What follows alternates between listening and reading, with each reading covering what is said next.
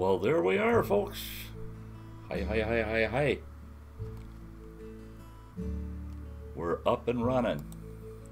Hey, you got Tevin in the house. I got Joe Cook in the house. Hey, good to see you guys.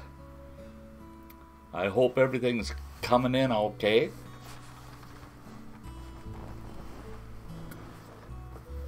This is just my second shot at using OBS, and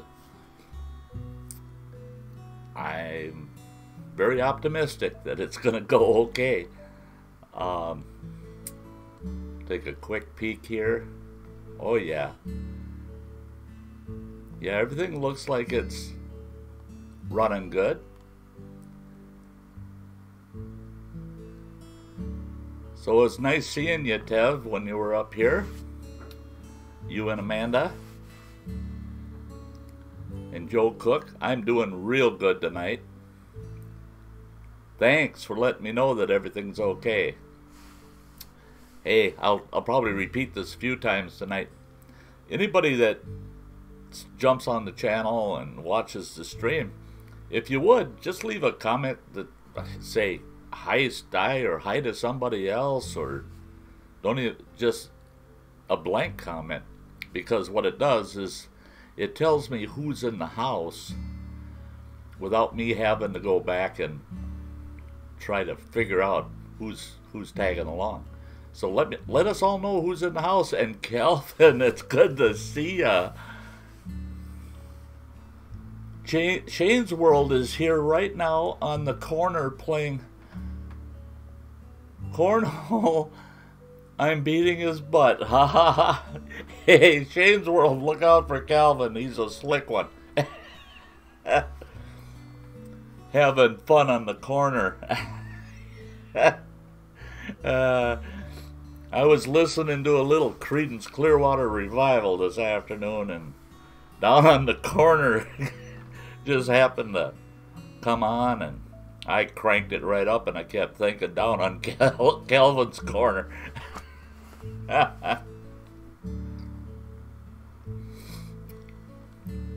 Yep. I just really was a little nervous about how tonight's stream was going to come across. Again, using OBS. It's a new thing for me. Totally new thing. And I think I'm getting it pretty well figured out.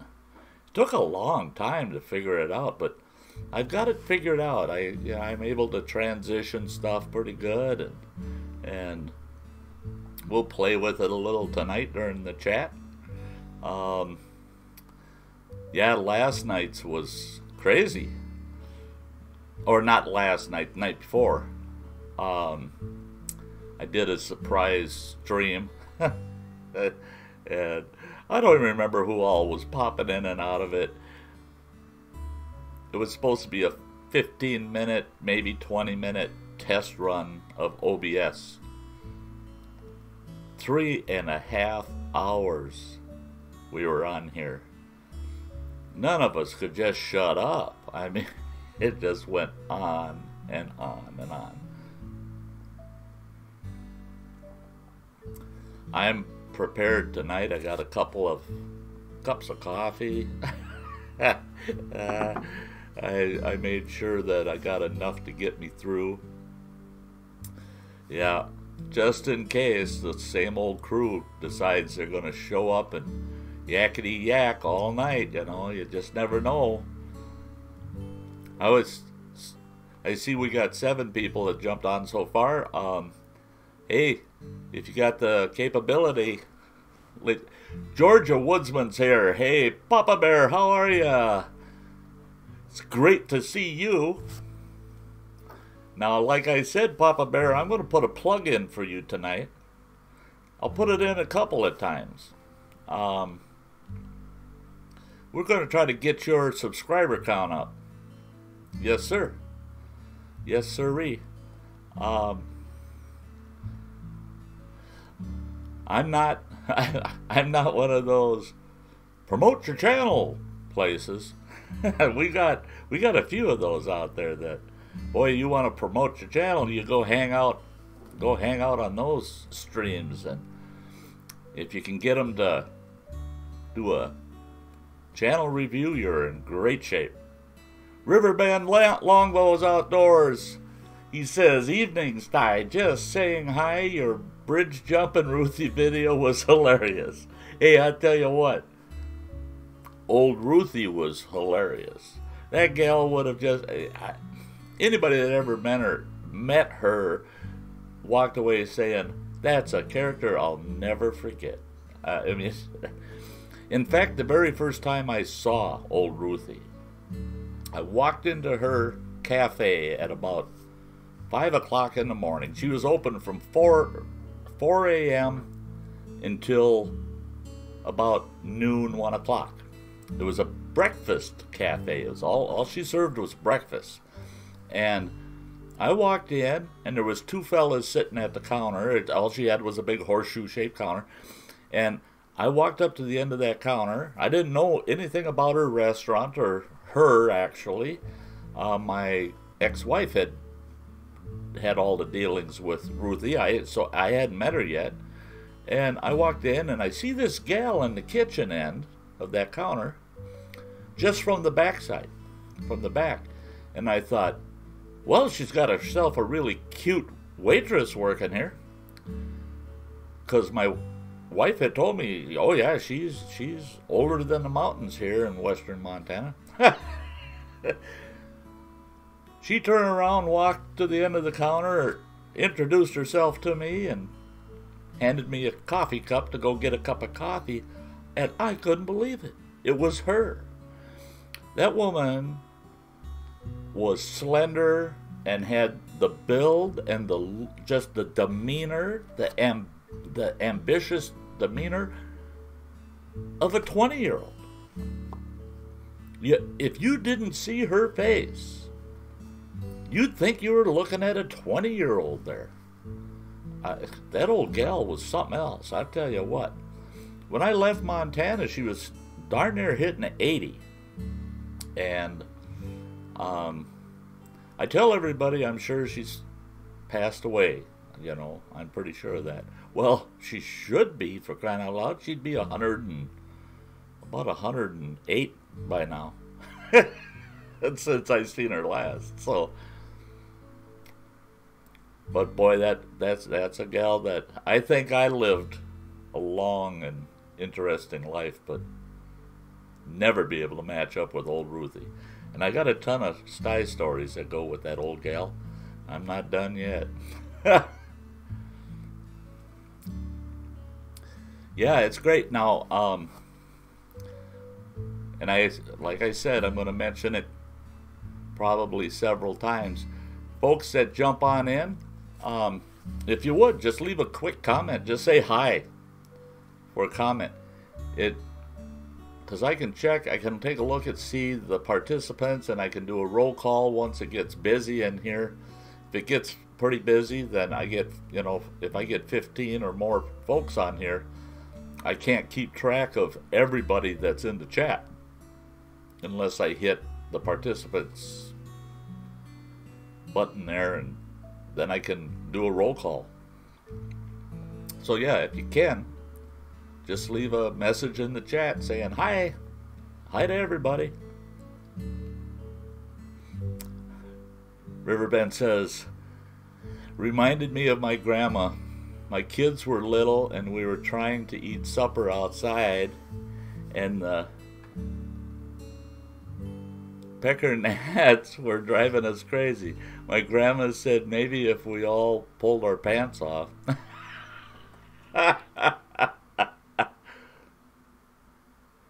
That they'll stay out of our face. That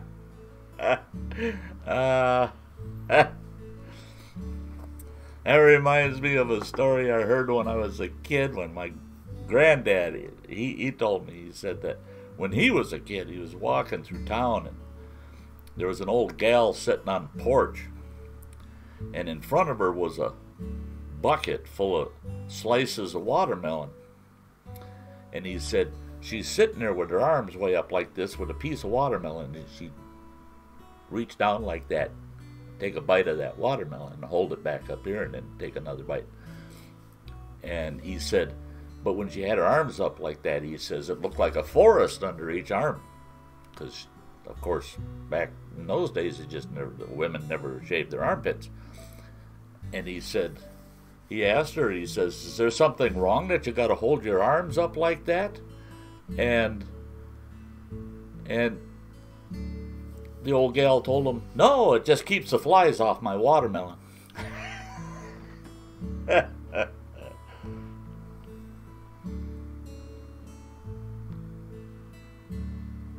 Georgia Woodsman, Papa Bear says, my internet is slow. Thank you for the plug. Oh, you haven't got your plug yet. Yeah. Yeah, I'm gonna just pop this up here. We don't have a bunch of people in the house right now. It's kind of quiet. About a half a dozen people. But Georgia Woodsman is trying to hit 200 subs. I don't know why in the world people don't help promote him. And he should be well over 200 by now. He's got a great little channel going. And it'd be nice if anybody that isn't subbed to him would sub to him. And I'm going to pop up right there. There's his channel. Georgia Woodsman. Go check him out and give him some support. He's at 164 subscribers from what I can see right now. And he said that once he gets to 200, he's giving away a Mora knife. Well, that's pretty nice. It's a Mora companion with the standard sheath that comes with one. And okay, River Ben, don't blame you, gotta go eat. And we'll see you later. Hey Todd, good evening to you too. Thanks for jumping in. Great to see ya. But yeah, I was just promoting Papa Bear over at Georgia Woodsman. Yeah, he's going to give away a Mora knife. And speak of the devil, this is always next to me. From the way he explained it, it's one of these. And carbon steel. They're nice. They got a nice rubberized handle on them. Knife sheath is really nice. I've got 3 of these. At one time, I had a little over 2 dozen of them. And I was giving them away as awards to people I was giving instruction to. If they performed really well in their bushcraft skills, I'd give them a carbon steel Mora companion. Boy, every one of them loved them. Every one of them loved them. Yeah, that's a neat deal there, Papa Bear.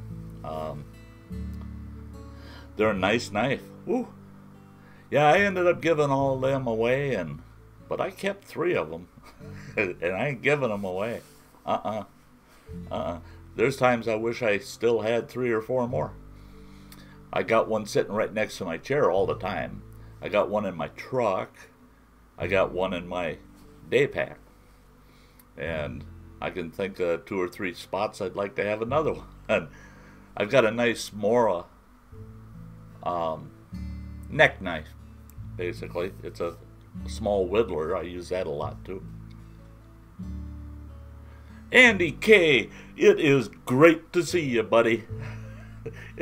My streams are never the same without Andy K showing up. Let's take a quick peek here.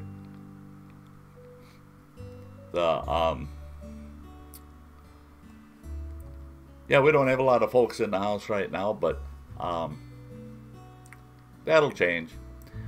I notice with my streams that about right around 8 o'clock, then all of a sudden, there they go. The folks start hopping in right around 8 o'clock. And I kept telling myself, well, then you should start the stream at 8 o'clock. And I thought, no, I like getting a jump start on things. You know, I don't mind that we only have a few folks in the room at any given time. Georgia Woodsman says, yes, sir, can't wait to give it away. Hey, I tell you what, you give that knife to somebody, and they're going to be so tickled with it, and they'll become such a strong supporter of you. I gifted one to, if you folks know the fella, and I'll promote somebody's channel. I'll never review somebody's channel. I won't say, oh, well, you need more thumbnails done this way, or you need more playlists, and your about page isn't good. I won't go there. Sty don't do that. That would be the pot calling the kettle black. I ain't going there. I seek bigger channels' advice for my channel. I am not here to give that kind of advice, but I will promote channels that I subscribe to and I like. And Georgia Woodsman is one of them. Papa Bear's great. I mean, he's just great. Gary Irwin's in the house. He says, count me in. Oh, yeah. The Andy K says, 8 o'clock? Gone midnight. Yeah. Yeah, that's another reason. If I start at 7, at least some of my best YouTube buddies across the pond, they can usually squeeze in a little bit of time. They're not all like Andy, where Andy stays up and watches my crazy stream till 3:30 in the morning, and then he's got to be driving to work at 6:30 in the morning. He's got 3 hours. Try to catch a couple of winks, eat something for breakfast, jump in the car and get your butt to work. Yeah, no, that's crazy. Joel Cook, feeling old but still kicking. Yeah, that's just, boy, that's time working on us there.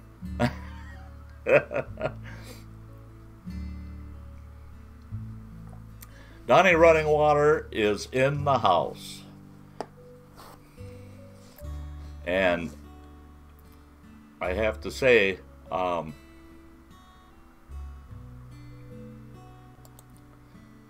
there he is. Yeah, it's running water. It's even the bears go, what? Running water's in the house? What the heck?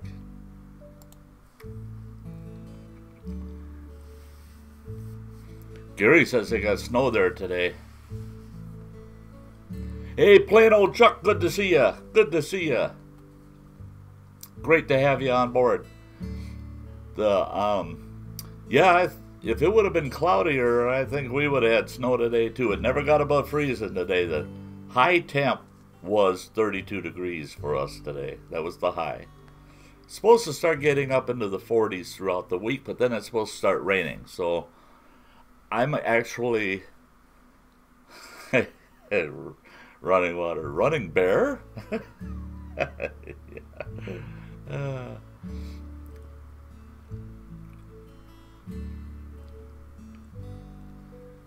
Andy says it always makes me laugh the way Sty hides his booze in that cup of his.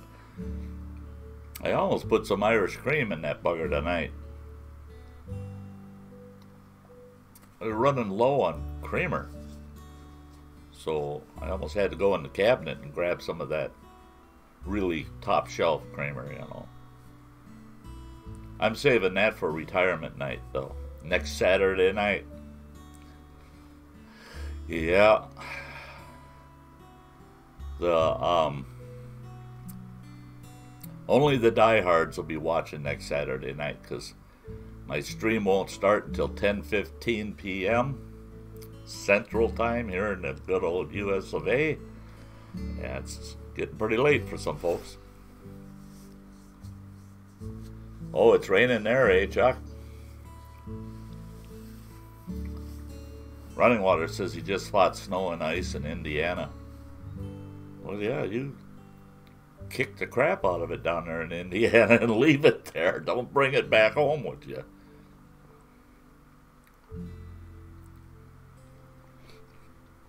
Low on creamer? Add rum. That's all you would need is a buzzed up Sty and a live stream. Holy smokes. I'd be pushing all kinds of buttons. If it wasn't on my software, it'd be people's buttons I'd be pushing. Hey, what about this?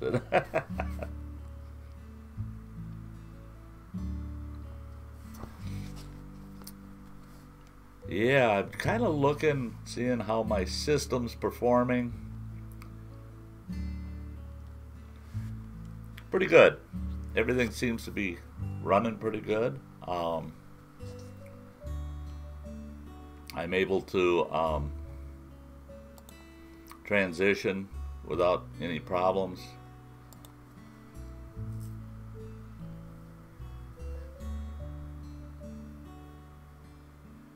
Andy says t-shirts and jeans over here today. Well, oh man.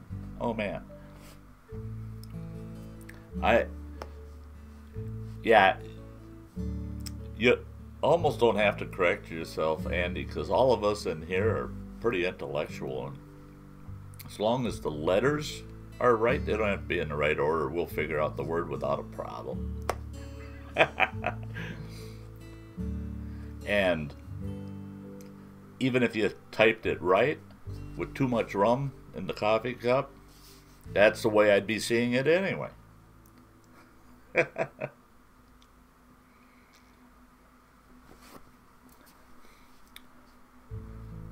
Chuck says it wasn't too bad here today either. Rain just started this evening. That's nice when you get the majority of your day out of the way before the rain starts. Andy says, wonderful thing about warming of spring, the way the ladies dress.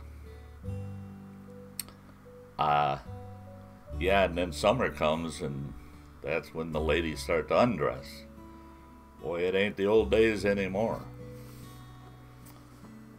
I mean, for crying out loud. I got a few lady friends that I seen them in their night clothes, in their pajamas. And it's a heck of a lot more than they ever wear out on the dang street in the summer. I mean, it's pretty bad when you're wearing less out on the street than you wear to bed at night. The world has changed. Whoa.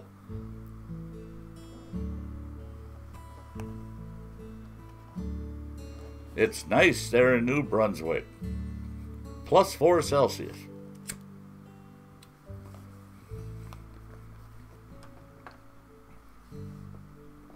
Oh my gosh, Todd. Just a little something to put towards your retirement celebration. Todd. Oh my goodness gracious. Oh my goodness. Oh, folks. I don't know. You got me speechless, Todd. These funds, any funds that I generate off of my channel, they're all going into channel projects, anything that has to do with the channel. And what I do is, my income's, I'll admit it, my income is very limited. But what I do is I take my total resources from YouTube monthly, and I set 25% of that out of my own pocket aside, and then I super chat other channels that are helping out nonprofits or individuals that are in dire need. Today, fortunately, I was able to kick out $20 to help a couple of different folks out, and that came out of my pocket. But that's 25% of last month's revenue. So yeah, when people do that, Todd, 25% of that super chat gets added to it at the end of when I get my next YouTube payment. Then I got to add 20% of that to my fund to help out other people. So I truly appreciate that, Todd. And I do have a limit. I don't want a bunch of people jumping on there and super chatting me to death, and then I'm going, oh no, oh no. As I always say, there goes Sty eating bologna again. My doctor says stay away from the bologna. Well, they keep super chatting me, and I gotta take 20% of my money and stick into that too, so I can help other people out. I am a firm believer, pay it forward, pay it back, help somebody else. So, again, I thank you so much, Todd. That's awesome. Very awesome of you. I like that, Gary. Way to go, Todd. Or should we say Mr. Todd? Yes, he's a mister. He's the man. Andy says, 13.5 degrees high here today. This is what we get for living on the warm side of the ditch. Yeah. That northern Atlantic region is, man, I've got a lot of friends from that neck of the woods. Well, they came from that neck of the woods. They live here in the U.S. I have a couple of friends from Iceland, and they visit the UK all the time. And they tell me about all the different weather that, you travel around the UK, and you got different weather all over the place. It's pretty cool. Yeah, Papa Bear. I saw that on the Facebook group. That picture of the dogwoods. Oh my gosh, beautiful blossoms. I watch these guys. Georgia Woodsman and I are in this group. Well, I shouldn't say we are in the group. He is the group. I'm in that group with him. And anytime you want to promote your group, Papa, you feel free. But I'm watching them guys down there in Georgia, and they're going out camping every weekend. And they're going, oh, we had some rain this weekend. Yeah, it was a little wet and this and that. And Papa Bear is walking around and he's wearing a long sleeve shirt, but it's a lighter weight shirt. And he's going, yeah, it's a little chilly out here. Yeah. He said, well, it's not cold, but it's a little chilly out here. And I'm up here going, damn it, it's 29 degrees, and we still have snowbanks all over the place. The woods is full of snow, and those guys are out there camping and showing all these pictures and videos, and I'm just up here, oh man, almost bawling like a baby.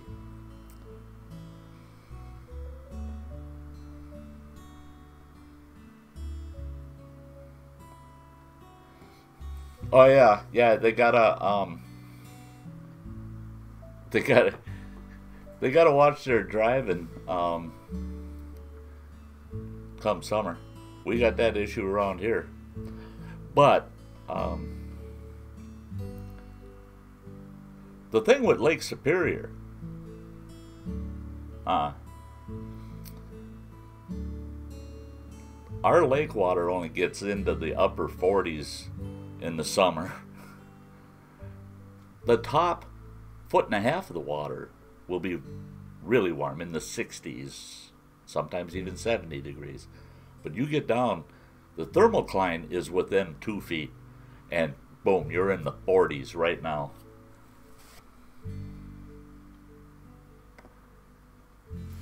Todd says, a little thank you for the time you have kept me entertained and taught me a few things.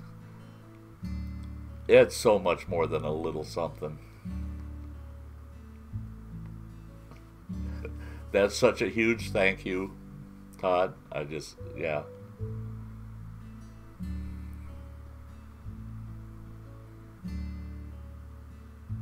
Andy says, now, that's $50 on the super chat, another 50, and we can put Sty on quiet corner for 6 minutes. Now, Andy, that was a 5-minute timeout we were talking about, not 6. And here's what that's about, folks. If I get... oh my gosh. What do we got going on here? Eileen, thank you. It's a Gill Skills raid, guys. Look at all these people. I got DD3 in here. Diving with Purpose, R5 Adventures, Go Fish Office, Cole Outdoors. Oh my gosh, and a Gill, of course. Borrow Boy Woods. I'm trying to keep track of all this. You guys, you show up on the night when I'm doing OBS for the first time, and breaking a big rule, I'm having a smoke in my stream. You didn't catch me at my best. And just to show you, Gil, that I'm getting the hang of this, I really can't, I just can't bear all of the attention I'm getting tonight. It's just absolutely wonderful. I just do not know what to say. Oh, Gil Skills, we love Sty North. I love Gil Skills. He's great. He's great. Guys, Gemma's in the house. Blowhole. Simply Shannon.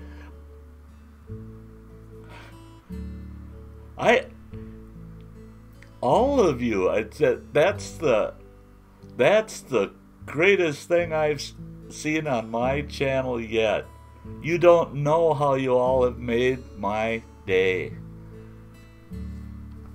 What in the world is going on here?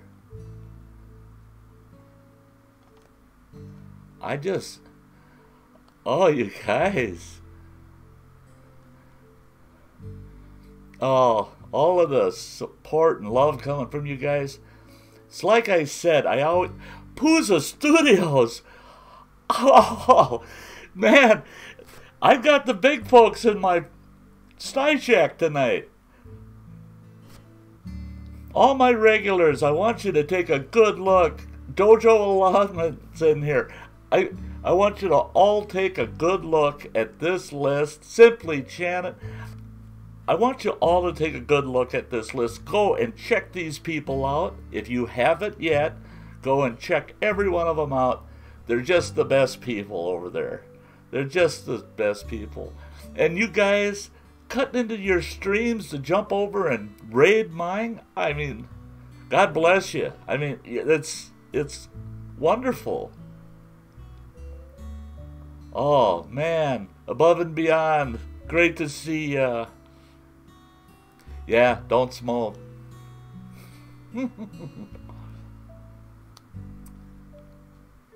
Hey, Gil Skills says, thank you for having us. Oh, thanks. Hey, the Sty Shack's got a lot of room in it. And if we have to, we'll pull it out of here and we'll go sit around the campfire. We'll make room for everybody. It is just look at it, look, Pusa Studios. Oh, yeah.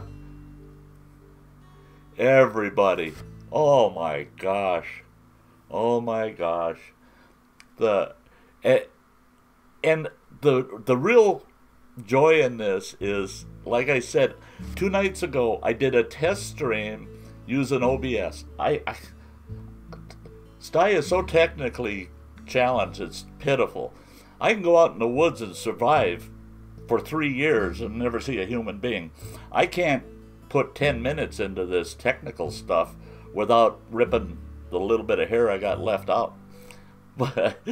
But so that stream was supposed to be 15 to 20 minutes, went 3.5 hours. So tonight I thought, well, here we go. We're going to give it a try, and I just can't believe it. Oh, Gemma, thank you. I've modded you on my channel. Thanks for being in my live yesterday. You're more than welcome. I've been trying so much to catch all of you. I'm looking at everybody on here that's jumped in, and I've visited every one of you. I may not have left a comment, but boy, I hit the thumbs up, and I hope I didn't miss any subs. But they've been working my tail off. I retire a week from tonight, and I'm doing a live stream next Saturday night at 10:15 p.m. Central Time, and it's called Sty's Retirement Stream.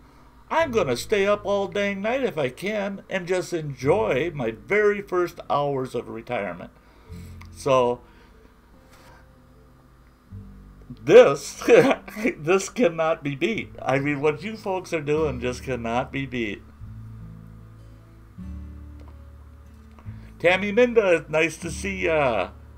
Handicapper, hey! Oh man, Hazel-eyed Vixen. All of you, I hope I'm not missing anybody. I don't even want to try to jump up there and take a look at my participants list. Sty's afraid to click a button here because, like I said, this is a maiden voyage, this stream, and boy, I should have showed up with a bigger boat. My family garden. Great to see ya.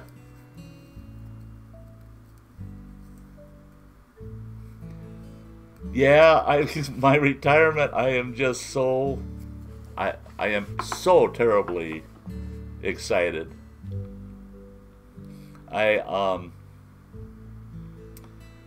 Yeah, Above and Beyond says late night streaming is connecting. I'll tell you what, my stream, my last one, it was all about testing the system out, and we were talking about the system and stuff, and then my regulars, they're terrible with me. They start talking about food, eat, and Cheesehead Chris is one of my moderators, and he jumped in. And he tortures me because him and I, the only 2 times we got to meet in person, he fed me. And I told him that was his fault. You know, he should have never fed me because I'm like a stray dog. You feed me and I'll be back. And those people started torturing me with all of these different recipes and talking about cheese stuffed,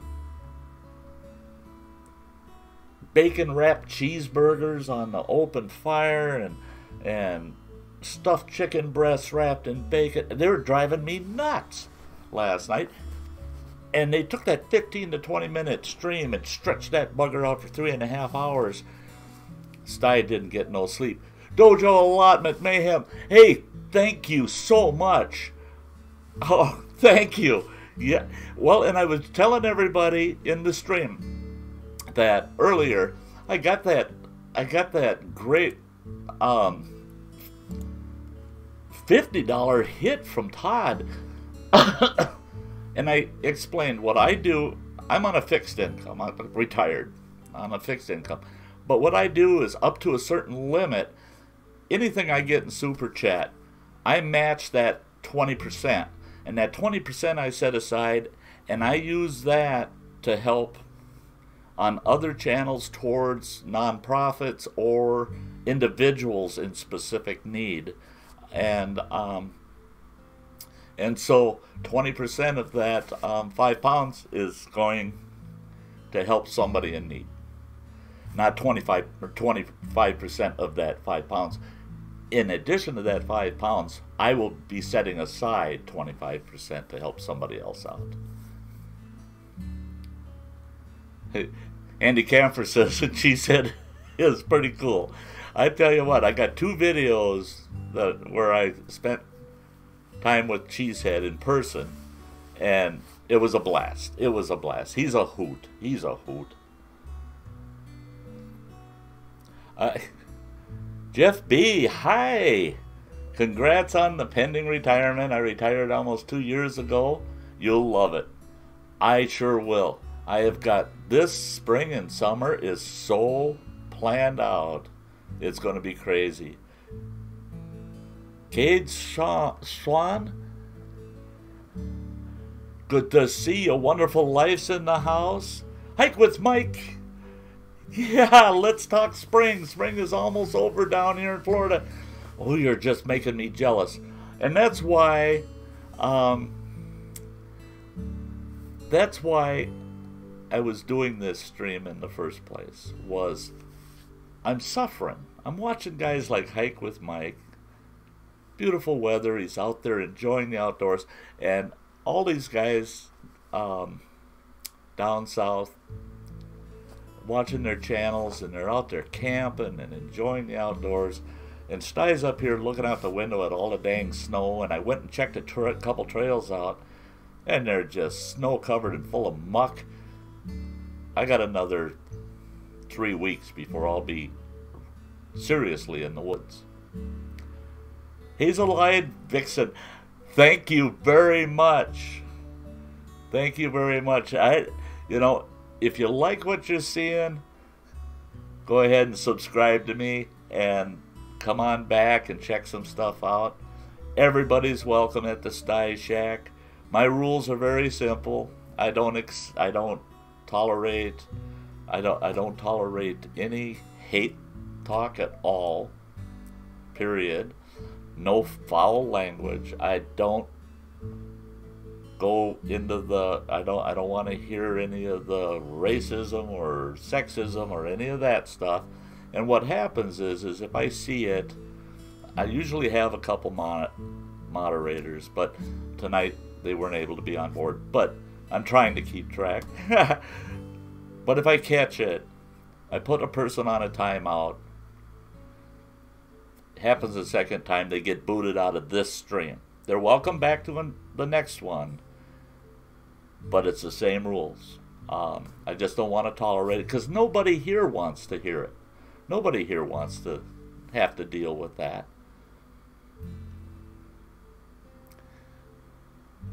Oh, we got Andy K saying, Mike, I didn't think Florida even had but spring, summer, and fall. Winter just banned from the state.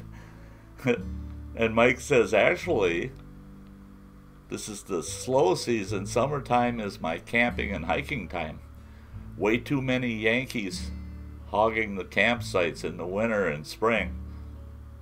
Yeah, that's true. Them northerners, boy, those snowbirds head down there and they just kind of take over the place, don't they?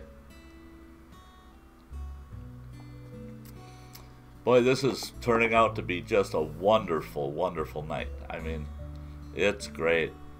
The that raid by Gil Skills and Poosa Studios jumping it. It was such a wonderful surprise. I never once ever thought that would happen. I did not see it coming at all.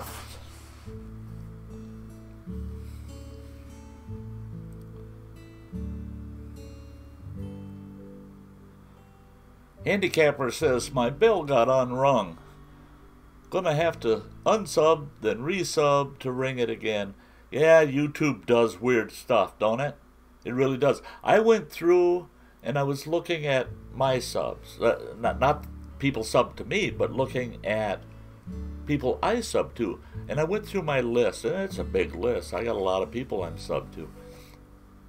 And I started realizing there's people missing. There are people missing. So I go to their channel, and it would have the red button showing. Well, it should say I'm subscribed. I've been subscribed to them for 3 years, and all of a sudden I'm not subscribed to them anymore. So I try to do that on a regular basis, try to go through and make sure I'm still subbed to the people I want to be subbed to. I can't watch everybody's channel and every single video all the time. I'll be able to do that more often after next Saturday. But if I'm not active for just a little while on somebody's channel, I sure don't want to be booted off their sub list.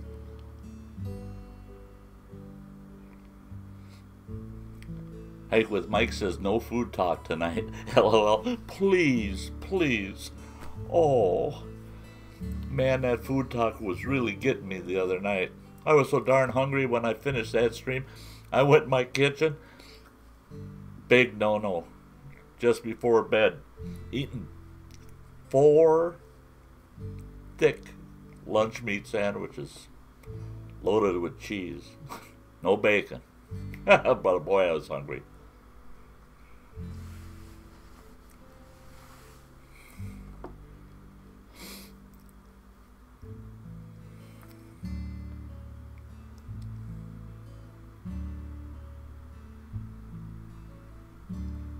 Why, I tell you what. This is what I truly love about my channel. Is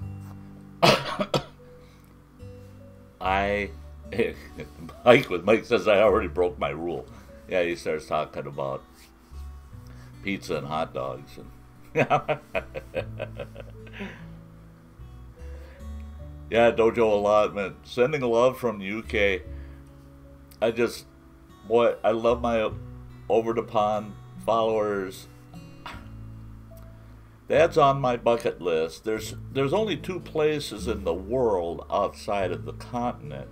Well, I've already been to Mexico enough times that I don't need to go back there. I will eventually be traveling through Canada again. I used to go through Canada a lot. But off the continent, I got Australia on my bucket list, and I got the UK and Western Europe in my bucket list. I just have always wanted to be there.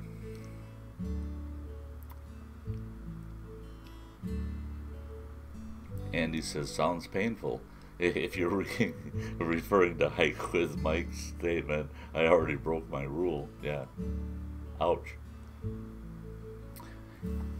Plain old Chuck says, my buddy used to tell me Yankees are like hemorrhoids. If they come down and go back up, no problem.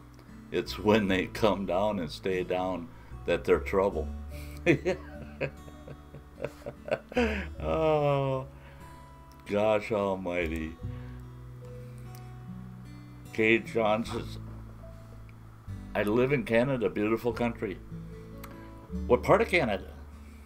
Actually, I like all of Canada. Saskatchewan makes me think of our Dakotas a lot. But I like that. I like our Dakotas too. When I was hauling freight, I used to run back and forth in Canada quite a bit. I hauled windows actually from a manufacturer down here in Wisconsin, and we would deliver windows up into the different provinces, and nobody ever wanted to go up there. Sty would jump right on it. I'd say, that's where I'm going. Give me some layover time while I'm up there too. I'll do some fishing. Yeah, handy camper. Australia would be very cool. I'd love to go there and visit somebody that has a homestead or a ranch in the outback. It's not that I don't want to visit the cities. I would love to see Sydney, but just for a little while. Get me in the backcountry. That's what's really got me interested about Australia. I want to see their outback. Bomba Bushcraft, Mark's here. Mark's in the house. Awesome, Mark. Okay, now I have to tell you guys, Georgia Woodsman is trying to hit 200 subs, and I'm trying to help him out. It's just a little promo for him, and I'm going to pop up his channel so that you can take a look. There it is. There it is. Now, he said if he hits 200 subs, which he's in the 164. If he hits 200 subs, he's going to give away a nice Mora Companion carbon steel knife. And I'd really like to see if we couldn't, anybody that hasn't checked them out, please do. Let's show them some love and give them a little push, get them up over 200. I mean, come on. I mean, he's an upcoming channel. Yeah, would help him out a bit. Now I'm going to try to catch up on some of this.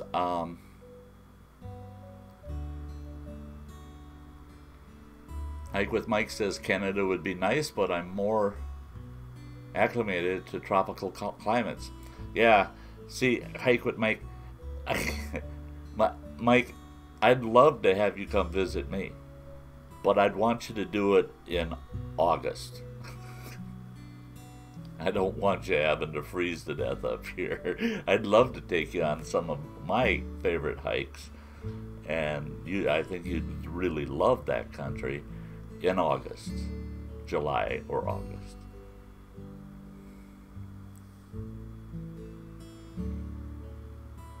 Andy K says, I always wanted a crack at the opal mining.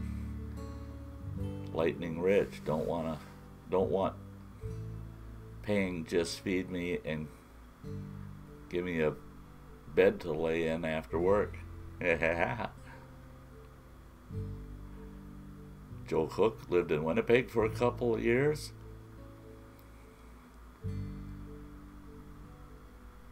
Calgary and Toronto. See, Kate's a lot like me in the U.S. Yeah, I've lived a few places.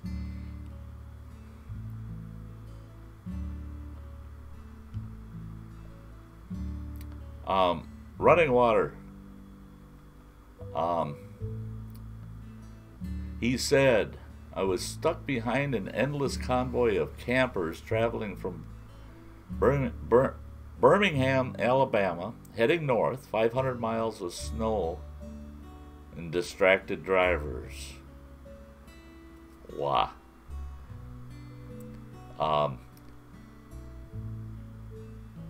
I see you. Is that, oh, you put up Georgia Woodsman's link, right? Running water, that's what that link is? That's great.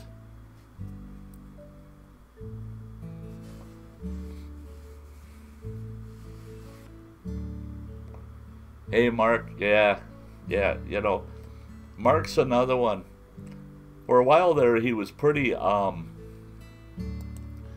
active on his channel, and I jumped on with Mark real early, and he jumped on with me, and boy, it started out so good, and then we lost track of each other for a while, and then Mark chased me down and contacted me, and he invited me on Facebook to join this group that Papa Bear and him have going, and that was the best thing that ever happened, Mark. I love that group.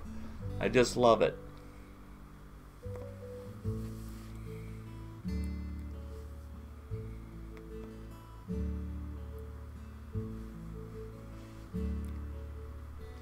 Thanks for checking them out there, Handy Camper.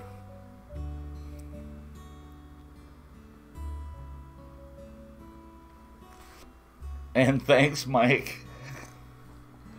You know, I've done that. I've seen people say, oh, you need to check this person out, blah, blah, blah. And it sounds real good. So I go and I check them and I go, oh, I'm already subbed to them and I just watched a video about 4 days ago. Like I said, I sub to a lot of channels. I only sub to channels I like. And there's so many. And I forget, you know. And sometimes people change the name of their channel, so I stay subbed to them, but they've changed the name of their channel, so it doesn't look familiar, and I think, oh, I better go sub to them.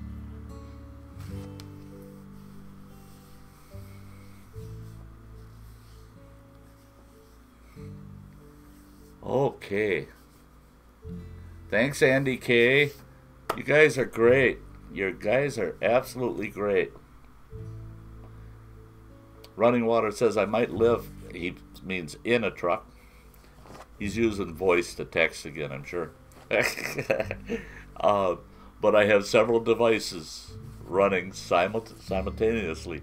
He does. He sits in his truck. He's got this tablet that he does artwork on, and he's got his laptop running, and he's got his phone going. He's got, yeah.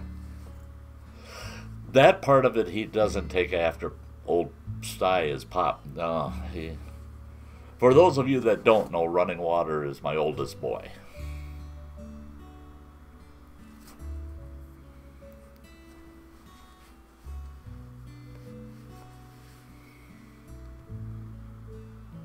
Andy says, who says men can't multitask?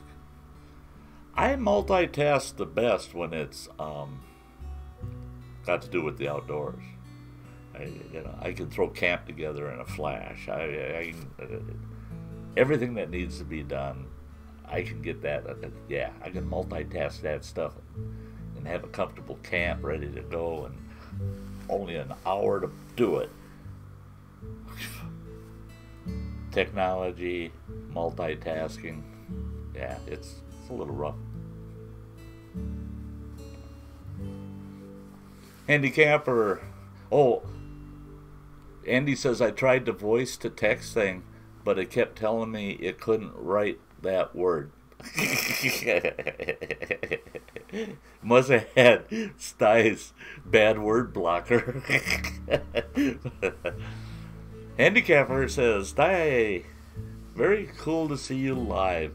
Gonna run and watch a few vids and get a snack. Have a great night, everyone. Everybody say good night to Handicapper. Great to have you stopping by, buddy. Plain Old Chuck says, I used to be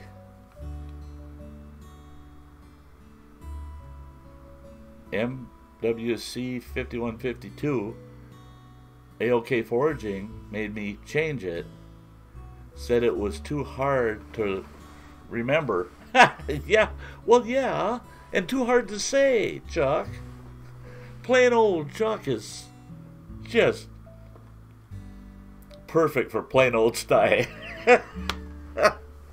Your whole channel name, I would have been just like blah, blah, blah, blah, blah.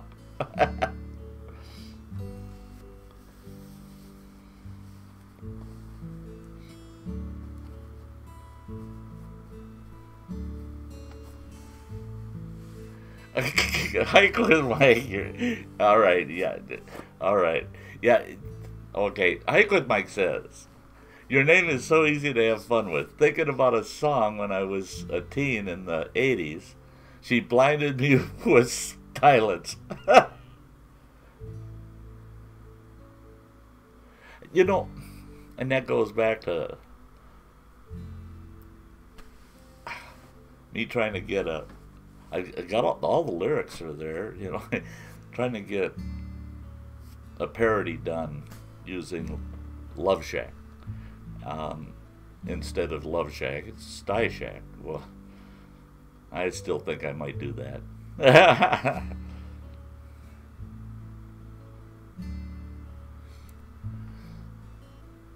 Mark says, I'll try to get back to filming soon enough, focusing on our group and events. Yes, you are. And I don't blame you. You guys are having a good time down there, and it's very obvious, Mark. It's taking a lot of effort on your part, and I think that's absolutely, absolutely awesome that you're doing that for them folks down there. And you're sharing your skill sets, and yeah, it's great. It's great. Don't ever feel guilty about not getting content up here on YouTube,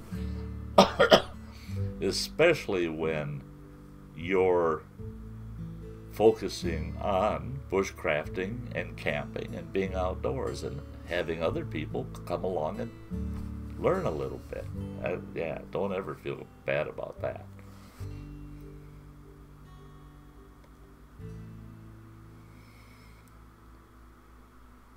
And you need the cast off the Rocky Horror Picture Show to do your parody.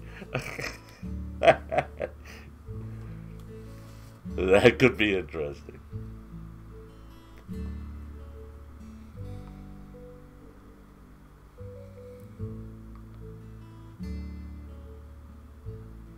Mike says, I will over my vocals. I used to be a lead singer in a hair band. Yeah.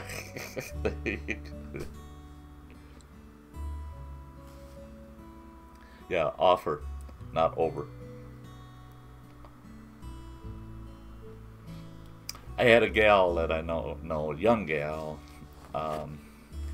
She did the gals portion of the song, and had a friend of hers do the male side, and it was real, I mean, off the cuff, rough. That she had only seen the lyrics for about 15 minutes, and that sold me that yeah, if I got the right people to do the parody song, that, man, I think I'd play that on and off on my streams even. Georgia Woodman says, well, it's bedtime. Good night, all. Yeah, you go get some rest there, Papa Bear. And boy, thank you for coming aboard. Hopefully we got you some subs tonight. Yeah, anybody that subbed Papa Bear, make sure to jump over to Georgia Woodsman and watch a video or two and leave him a thumbs up on them, and so that YouTube doesn't go and snatch your sub away from them.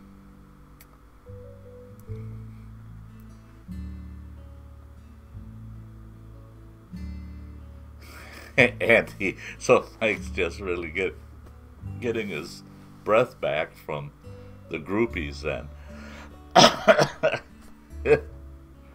Yeah, come up for air. He says, I can still hit the high notes. Yeah, Blue Man Group. That'd be really throwing it out there.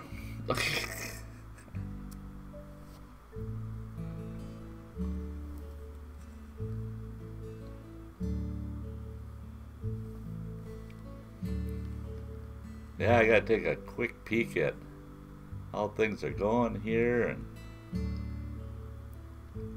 wow, it's a good night.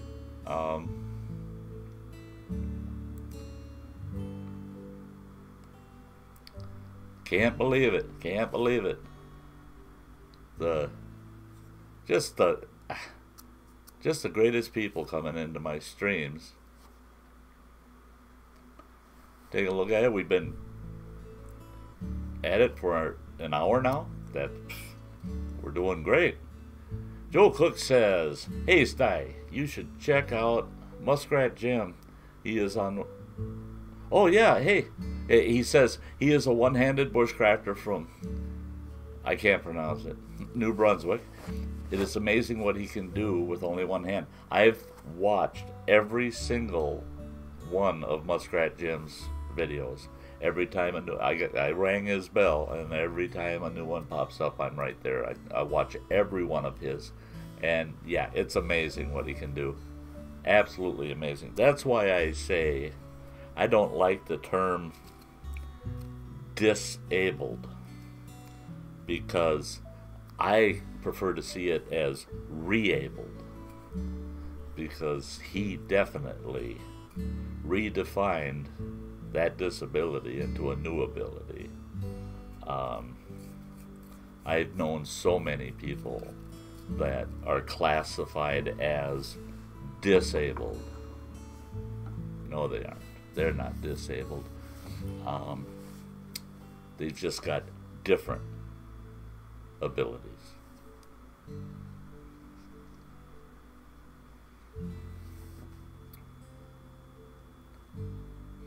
Yeah, Andy, you're right on. Yeah, and Muskrat, he's got a lot of followers, and a lot of views per video, and it's because of his determination and his ability to overcome that. He doesn't let that get in his way at all.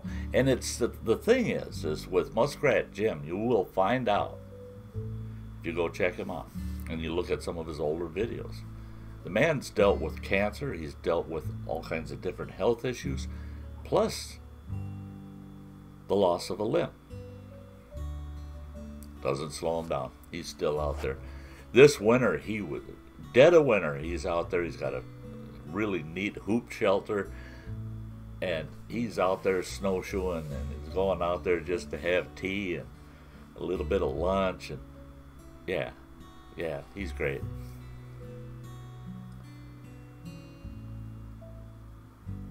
Whatever happened to Muskrat Susie, though?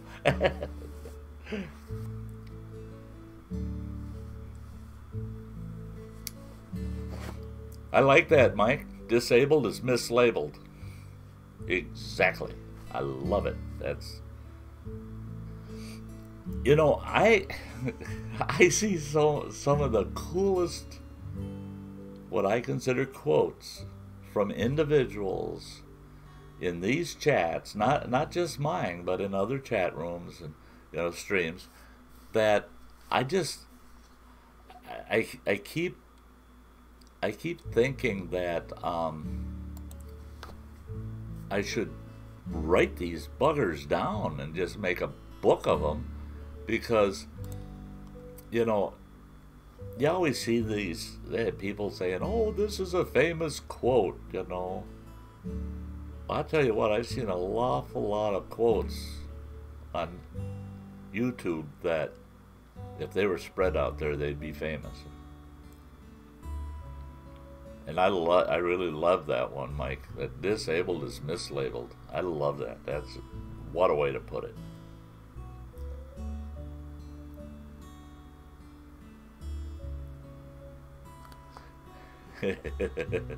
Yeah, should be called overabled, able to overcome the challenges thrown at them. Exactly. You know what I got a kick out of? Now, I don't remember all who it was. I'd have to go back and look, because there was like 4 or 5 of them that, because of Muskrat Jim, he did a couple of videos where he wears a prosthetic most of the time.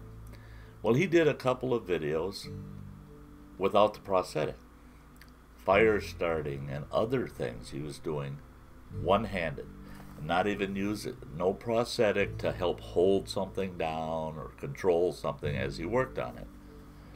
Well, there was a bunch of people that decided, yeah, I'm going to see if I can do what Muskrat Jim does. So they would strap their hand to their side and not use it, and try to accomplish some of the things that Jim does. And watching them, and then looking at their whole outlook on the issue changed when they realized, oh my Lord, that is a whole new learning curve, and Muskrat Jim has learned it well, and it's not easy. He makes some of it look easy, but it is not.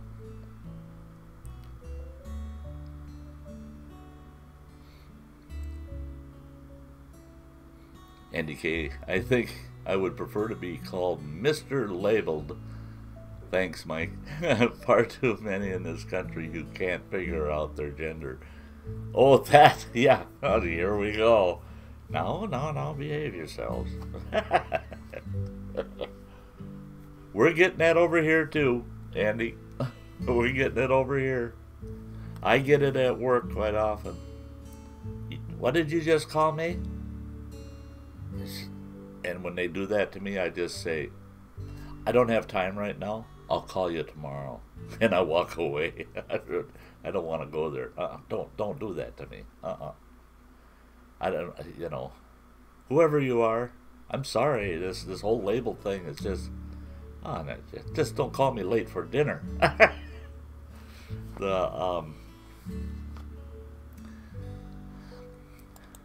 Yeah, I just want to remind everybody that I didn't get a banner made for OBS yet, but over in Facebook I've got a page, well, a group. It's called Sty Shack. So if you will search Sty Shack in Facebook, you'll find it. Feel free to become a member. We'll approve you right away. Right away. Shack's starting to build up over on Facebook. It's a new group. Not a lot going on it yet, but anybody that wants to join up in the group, the Sty Shack on Facebook, feel free to jump over there and do that.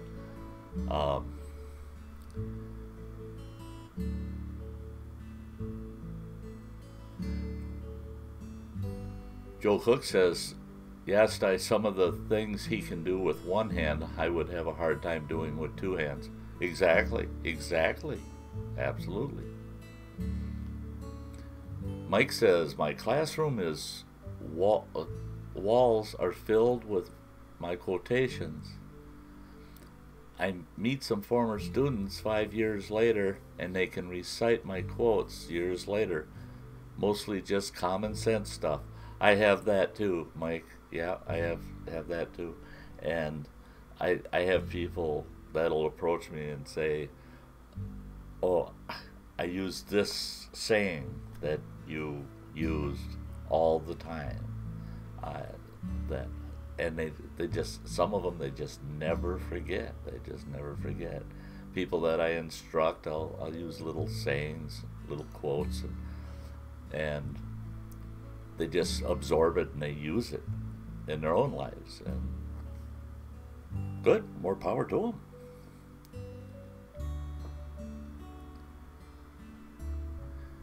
them. Andy says, I used to have lots of my quotes on the walls. Walls of the gents' public toilets. Just in the gents' public toilets?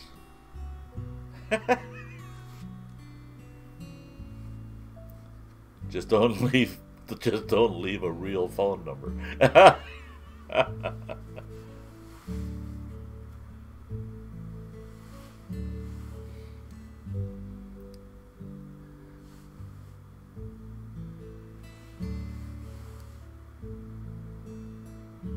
And he says, wasn't hate, Sty, just confusion.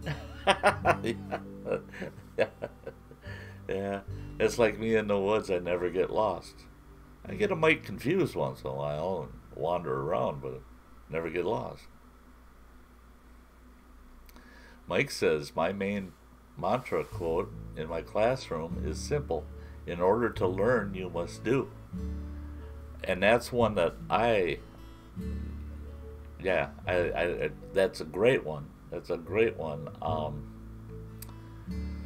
And one that I use all the time is, when you learn to love, when you learn to love, it's because you love to learn.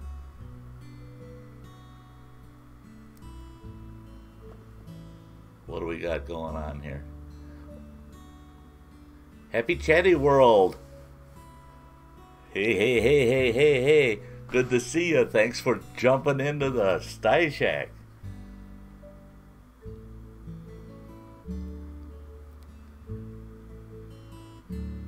Andy K.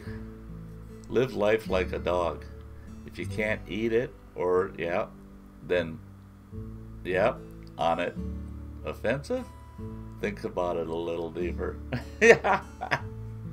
Don't have to think too deep, Andy. Yeah, it's a common sense thing. Yeah.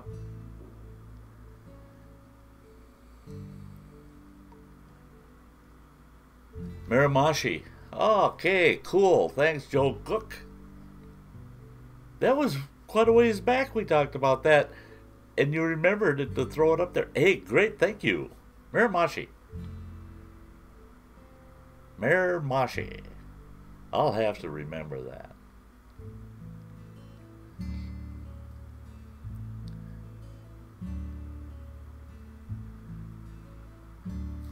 Andy says, only phone number I used to leave was the female head teacher's direct number.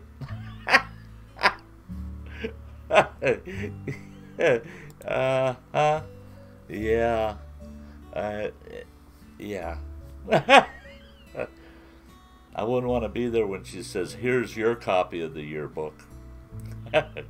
Could smack in the head with it.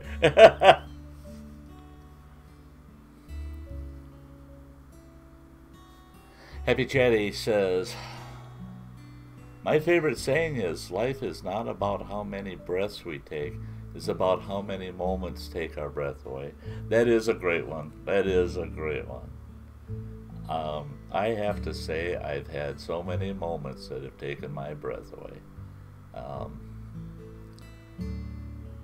That can play to the other side. There's been moments that have taken my breath away in a not so good fashion, but those were moments that just made me a stronger person. So I find good in good and bad. If you're looking for bad, you'll find it. If you're looking for good in things, you have to work for it, because there's good in almost everything if you really look for it.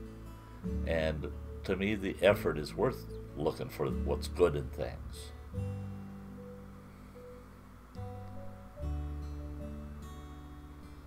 Thanks, Mike. Mike with Mike. It's going on his wall. There's a Tycho going on his wall.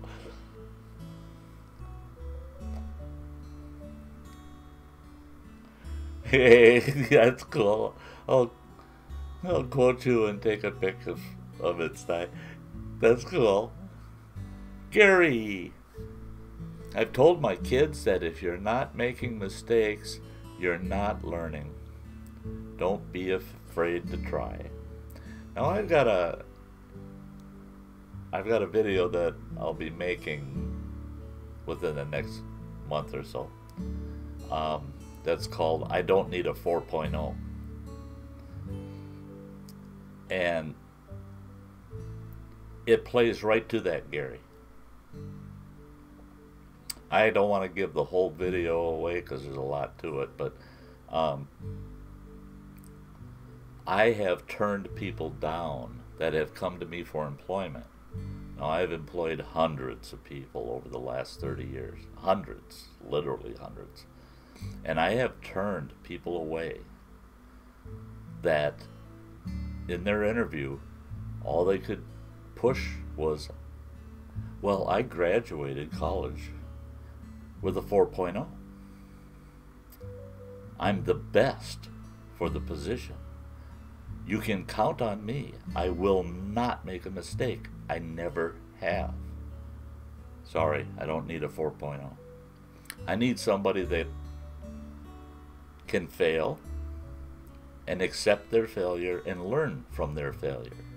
If you have not failed to this point in your life and learn from that failure, what is going to happen to you when you do? And the reason I feel that way, there's a good reason why I feel that way. I knew an individual that was a 4.0. Boy, she was as sharp as a tack. She was a professional student as far as I was concerned. Nobody could learn like she could. She could not make it in the real world and actually have good application of her knowledge. She could absorb the knowledge. She couldn't put it to practice. She went to work and she made a minor error. And her employer called her on that and said, hey, sorry, but you made a mistake. Could you go back and fix that? It's not a big deal, but could you fix that? You did make a mistake. She was so devastated. This is not a joke. It'll be in that video, but in a little more detail. But this is not, I'm not kidding. She ended up in a mental health unit for 5 weeks, and she has not been employed since. And that's 15 years ago, and she was only 24 when it happened. She's a 4.0, but she can't handle life because she never once, and she told me it was in her upbringing that she was taught she was not allowed to fail. So she couldn't fail. She just could not fail. But she said now she realizes her parents were so protective, they didn't put her in situations, real life situations, where she could fail. And it spoiled her. It ruined her in a sense. And she's the best learner I've ever met. But she can't apply it. She can't allow herself to fail. And I guarantee you, we're all human, and we will fail. I'm proud of my failures because I've taken every one of my failures and applied it to my life and changed so that I don't go back there again. Yeah. Please fail. I would tell my employees, come on. If you're not making a mistake once in a while, you ain't working hard enough. Enough rattling on like that, eh? What do we got going here? I don't want to miss anybody. Running Water says, do or do not. There is no try, Master Yoda. Well, and that's it. A lot of ancient languages didn't have the words such as try. They didn't have should, could, would. They had words like I will not, I shall not. There's no would, coulda, shoulda. It's you are either going to or you are not. And I wish our language was more that way and our lifestyles were more that way. Sometimes it irritates me when someone says to me, well, yeah, I might do that. Well, don't might do something. Either say you're gonna or you're not gonna. Yeah, that's just the way Sty is.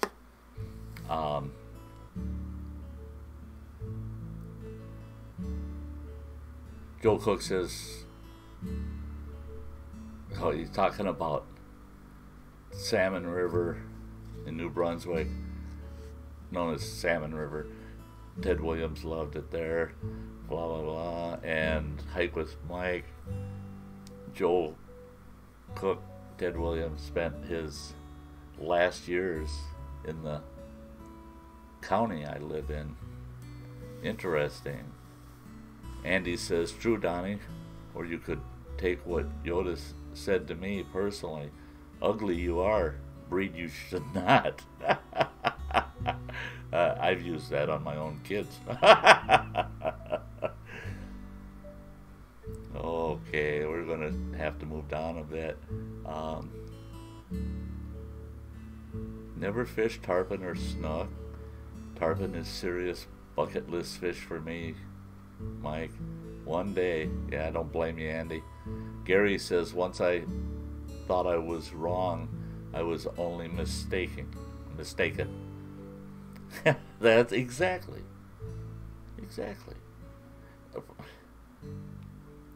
That's just like the confusion thing. You know, I don't get lost, I just get confused sometimes. And I'm not wrong. I was just a little mistaken. I don't, you know.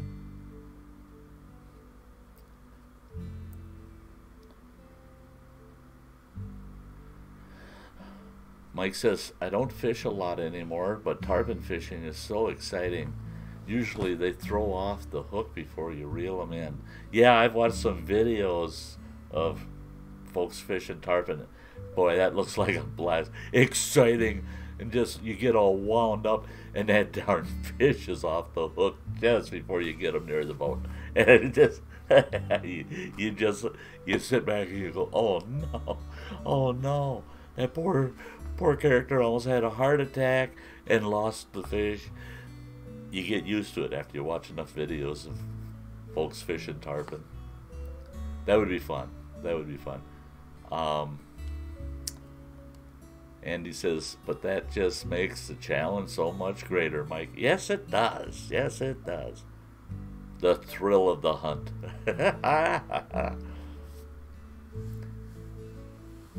Andy says, a nice parabolic fishing rod. A nice parabolic fishing rod to keep pressure on without ripping the hook out when they jump. Yeah. We have to do it wrong to learn how to do it right. Another one of my favorite quotes. You got it, Mike. I've given wilderness instruction to folks, and I showed them how to do something, and they go, great. I'm so glad you taught me that. And I'll tell them, I didn't teach you nothing. I just showed you something. Now you're going to get your hands dirty and you're going to do what I just did. And they'll try it exactly the way I did it. And I'll watch them. Now, especially with bow drill. I watch them with bow drill, and they're so uncomfortable, and it's so hard, and they're killing themselves. And I tell them, isn't that uncomfortable, what you're doing? Well, yeah, but it's the way you did it. I said, but that doesn't mean that's the way you have to do it. To me, you're doing it the wrong way because it's not your way. You need to find your comfort zone, and you need to relax and develop your own method. And it's amazing how people respond to that. They just go, well, I thought I had to do it just like you. Well, if you do it just like me, it may just as well be wrong for you. Nobody has the cover-all approach or answer to anything.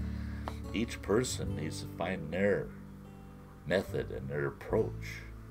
And yeah, if you don't do it wrong a few times, you'll never get it right.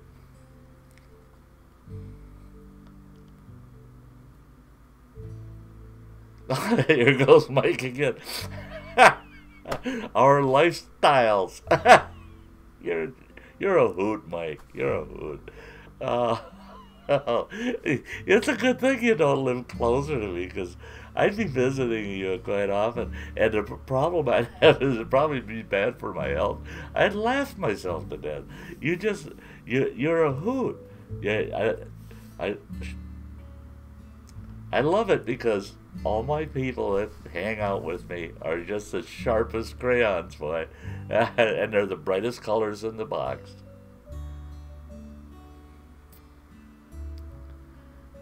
Happy Chatty, thank you. I got this background from my son, and if you're not aware, You see him on here once in a while. Donnie Running Water Wilkes. That's my oldest boy. He got me this background, and it's a tapestry. It's hung on the wall, and he got me these really neat clips because this wall's concrete. You ain't driving no nails in that bugger. And he got me these neat adhesive clips that I'm putting up. I haven't put them up yet. I'm putting them up, though, to hold this up. And today, I just added in my shopping list on Amazon a half a dozen other backgrounds that are similar to this, but they're different. I've got a couple of waterfall ones, but they're all in the woods. And eventually, I'm going to be able to change out these backgrounds. There's one I'm getting that's a fall scene with a really nice waterfall. I'm getting one that's got just a big waterfall in the summer. And I'm getting a winter scene that I'll have up there in the winter. So, yeah, I'll be changing out the backgrounds seasonally eventually here. But this one, I just love it. When Running Water sent me this one, and I opened it up, I thought, what in the world's that? I opened it up and I just go, oh my gosh. He's thinking just what I was thinking. I'm sick and tired of that ugly wall behind me. And I hung that bugger up, and boy, I had to do a video right away. I didn't look at that background. I just love it. And that's the way, one of my favorite camping sites. Now, you'll see in my videos this summer, a camping site that I use, the woods look exactly, and I mean exactly like this. And in fact, this road looks like the road going into that campsite. It's so this is my favorite.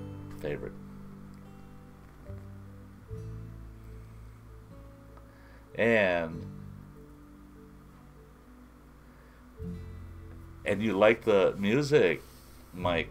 Yeah, I like it too. It's,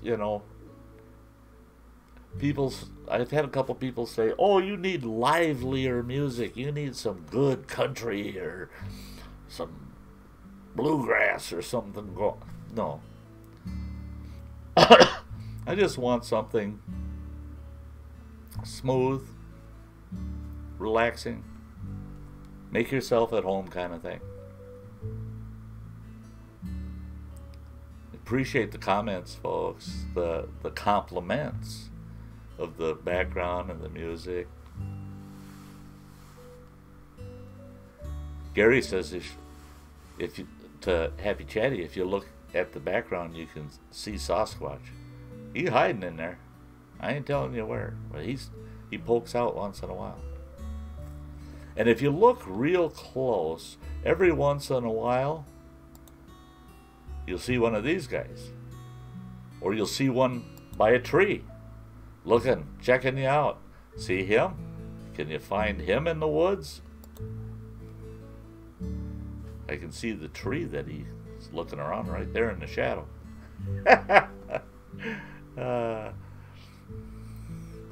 That's what I like about OBS, is being able to hop around, do a few different things once in a while. The day will come too is that when I'm doing Sty stories, there might be little video clips that I run for 2-3 minutes, 5 minutes, and yeah, we're gonna have fun with the channel.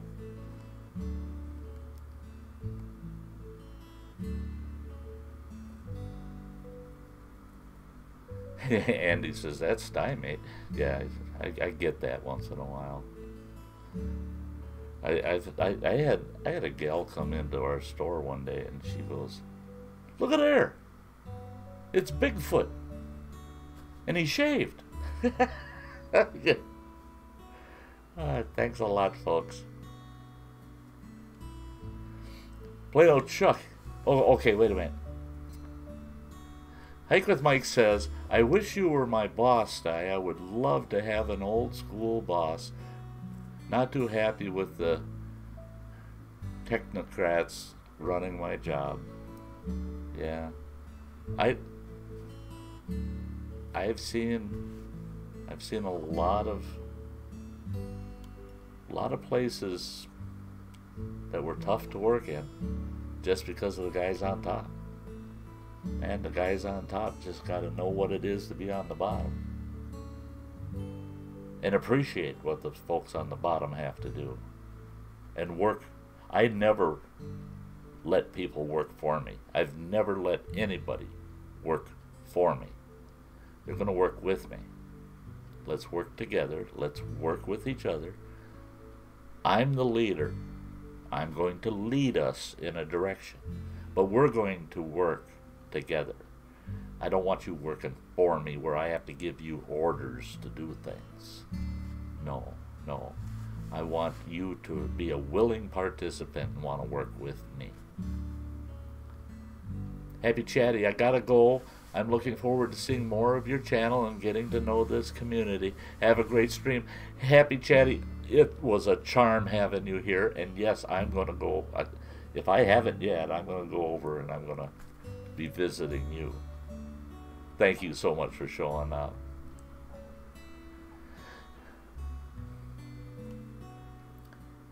And I love, Plain Old Chuck says, I got a shirt that says,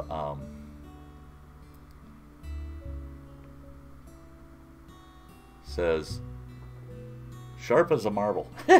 I love it. Yeah, I need one of those. Too. Andy says he wants one of those. You sure you don't just need it, Andy? Like with Mike says, amen, Andy. I'm micromanaged and held up to unrealistic expectations. That's it. Talk to your people and find out what they can do for you. And he says a person can only do what they can do. If they are doing their best, then you ain't going to get any more out of them, no matter what the computer says. That's the firm I work for now, and we'll talk about that next Saturday night, because Sty's going to do a full review of his past 2.5 years. But that is so true, where I had an individual well above my pay grade tell me about a month ago, I want to see 110% out of all the people here.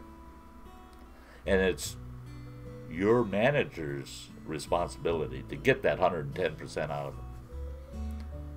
I said, well, then that means if they work 10 hours, they got to bring a friend of theirs with them to work an hour. And this person said, I don't understand a word you're saying. I said, when in God's green earth did you ever figure out that there was more than 100% of what a person can do? A person cannot give you 110%. If they get what you want done, and it's more than what they thought was 100% of what they could do, that's the new 100%. But you can't tell them to give out more than 100%. That's all of it. And this individual chose to try to argue with me about it. I said, one thing that is 100% for sure, and actually 150% positive, is that you're a moron. And I walked away. What are they going to do? They knew I was retiring. Fire me, I don't care.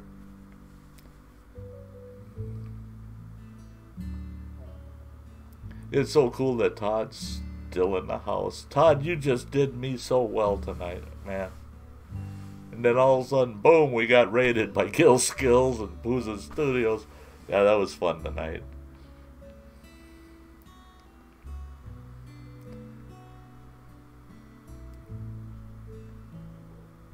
Yeah, it was great having Happy Chatty in here. It was absolutely great. Running Water says, I'm starting to rethink every time you told me my room was a sty.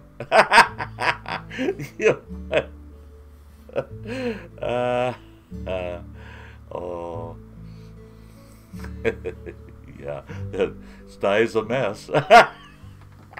Just like your room. Yeah, shame on you. Just because you're an adult now doesn't mean you can get away with talking crap about your pop.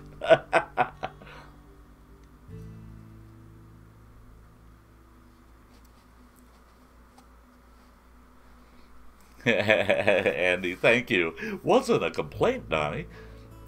It was always meant as a compliment. Really like your room, kid. It's a Sty. Thanks, Andy. Yeah, I like that approach. Yeah, that's the way we'll apply it from now on.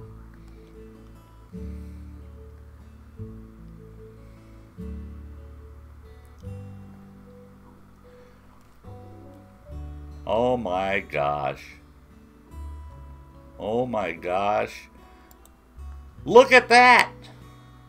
Just look at that! Do you see that? Cheesehead's in the house.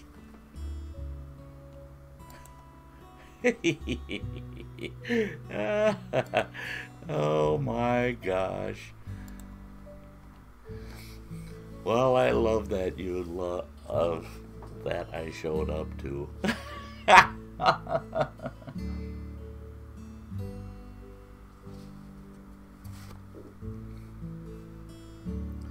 Yeah, I like that, Andy.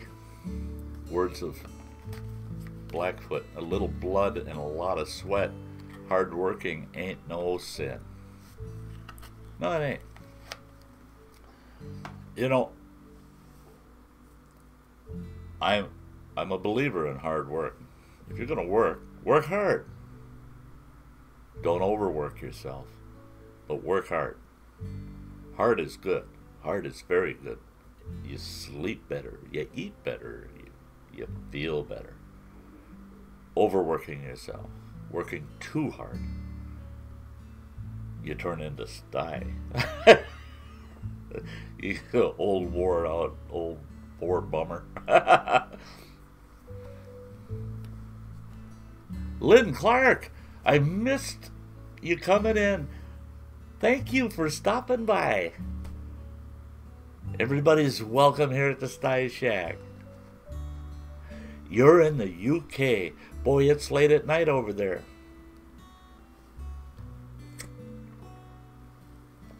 I've got a lot of UK friends. I got a lot of folks from Europe. And I love it. I just love it. It's so great to chat with you folks over there. Well, you know, and I think that's because in my making, it's from over there. That's where my roots, my family's roots, all started over there, and that it sticks with you. It just sticks with you. I gotta catch up because I see Cheeseheads making smart aleck comments again. Hike with Mike. Let's see. He said, "You will never get 110% from workers if they're not happy where they are working." That's absolutely right. Thanks, Lynn. Cheesehead says, "I want 110% wrench raise." I always told you that's easy. I'll give you a raise anytime you ask for it, because his raises are, he wants 110% of nothing. So, yeah, he gets 110% of nothing. So he got his raise. He should be happy now. And Andy's saying the same thing. That's how far behind I am. Gary says, where I last worked was a production shop, and they wanted 10 hours production in 7.5 hours. Yeah, I know what you're saying there, Gary. This is ages ago, back in the 70s. I worked for Tonka Toys, building mighty Tonka trucks. Oh, those yahoos. they were non-union, but they set production quotas. And then they would tell us, you have to produce 115% of the production quota per shift. Well, then why even have a dang quota? Why don't you just move it up to whatever that quota would be at 115% and say, that's your quota? No, they always said, this is your quota. And then they'd say, but we want you to produce 115% of quota. Well, you can't. And you couldn't. And they're always, expecting so much more than you could produce in the amount of time you had.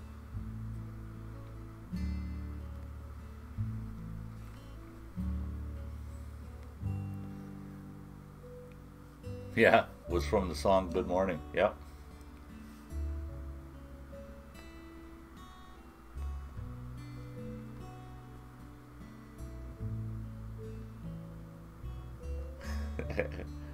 Thanks, Lynn. Yeah, Cheesehead's right. Don't have to worry about him working too hard for me. Yeah. See, and that goes back to when I did the stream on expectations. I don't set any expectations on Cheesehead. So he's always amazing me with some of his effort.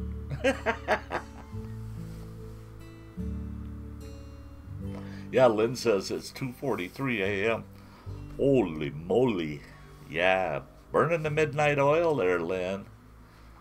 Mike says, I always carry bear spray for some reason. Bears are attracted to me. I've had several bear encounters. I am more comfortable with alligators. I saw a video on Facebook today of this guy catching this big fish. I don't know where he was at, but they got crocs there. And he's reeling that big old fish in, and that fish looked like it weighed probably 10 pounds, 10, maybe 15 pounds. And this huge croc was following it, and he gets it up on shore, and he's dragging it up the shore, still with the rod and about 25 feet of line out, and this huge croc come out, snatched his dang fish. And I left a comment. I think Cheesehead put that up. But I left a comment that everybody is saying, oh, wow, run, and all these different comments. I left a comment. I want to see the guy get his hook out of that thing.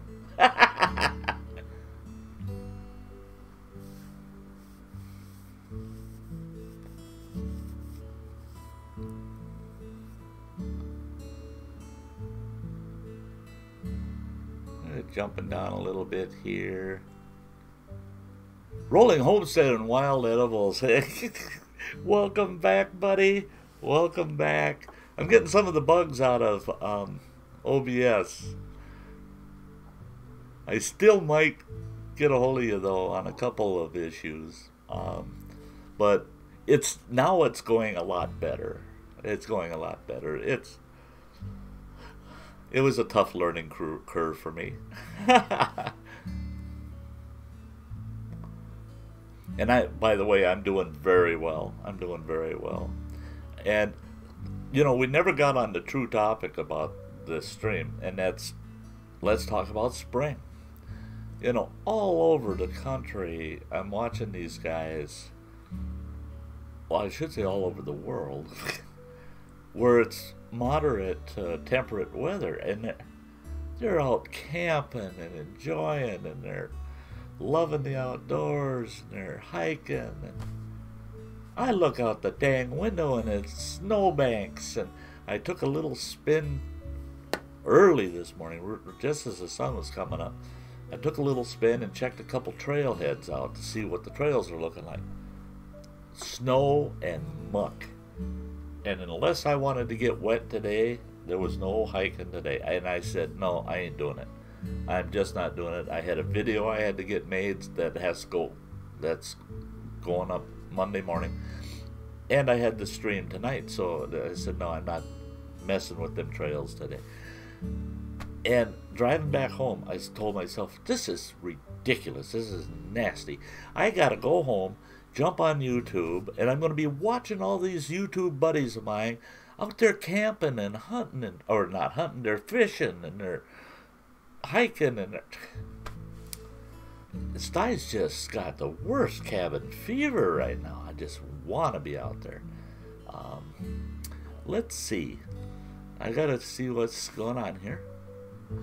Lynn says, I'm needing a lullaby, and listening to your voice and tales is great. Good night, gentlemen. Hey, love that you stopped in, Lynn. Anytime you make sure to jump on in. You're more than welcome here.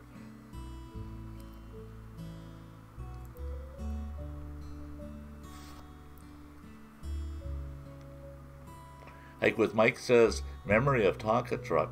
Playing with my Tonka truck in the backyard, and Dad listened to the radio news. There was a story about Vietnamese guerrillas attacking U.S. troops. I thought they were real guerrillas. I love it. Mike, I love it. Oh my gosh. All right, you set me off. I'm trying not to be plagiaristic, but there's a fella up in Canada, I can't remember exactly where he's at, native fella, and he lived in a native village, and they don't have true reservations like we do down here in the U.S., but it was a purely native village, and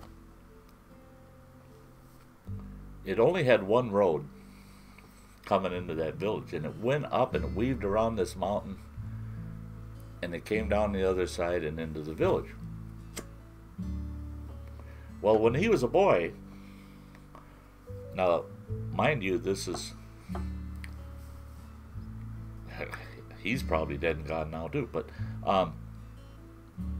when he was a boy back in the late 40s after the war, he said that road was so bad that it was like they never ever would see anybody using that road. Once in a great while, somebody would get up there with a four-wheel drive vehicle and bring supplies in, but usually they were taking pack strings out and hauling supplies back to that village he grew up in. And he said somehow his pop had gotten a hold of a couple old magazines, and he said he grabbed one, and it was a Time magazine from the tail, well, it was actually right at the tail end of the war. And he said inside that magazine was a picture of a guy on a motorcycle, full military geared up, wearing a gas mask. And he went to his mother, and he says, and his mother spoke broken English. She could barely speak any English at all. And she said, he showed her the picture, and she said, now that's why I told you, you don't ever go over the mountain. Never go over the mountain. There's people on that side of the mountain that they'll kill you, they'll eat you, she said. And he said that years later he realized she was just trying to keep him from getting lost in the woods. Well, he said, and she's looking at that picture, and she goes, see that there? And he goes, what is that? He had never seen a motorcycle before. Never. Didn't know what one was.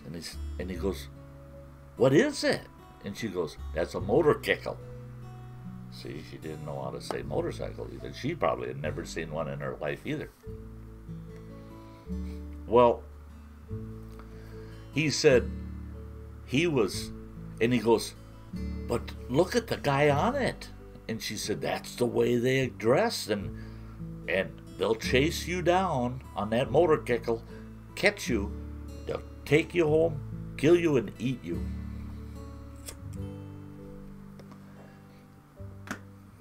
He said that him and a couple buddies of his got brave, and they hiked up that mountain ridge, And they down over the other side, and they were right by that road, and they're hiding in the bushes along that road.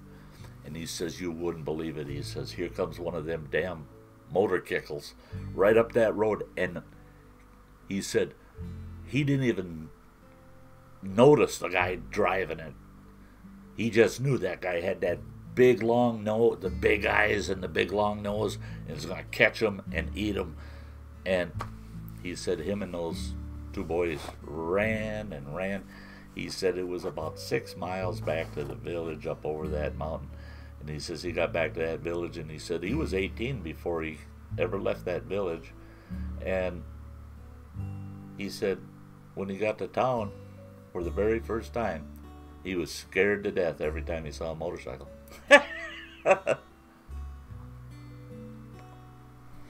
Okay. Yeah. Rolling Homestead saying that we still got snow and mud. Yeah, isn't that nasty? And Mike's saying, to be naive and innocent. Absolutely. It makes life fun.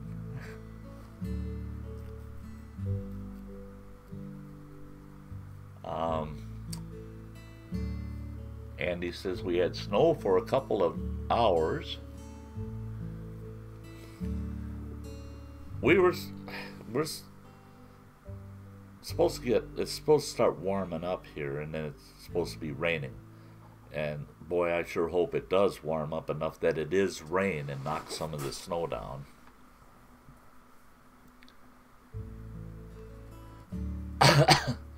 Yeah, that was so nice of Lynn showing up. That was very nice of Lynn.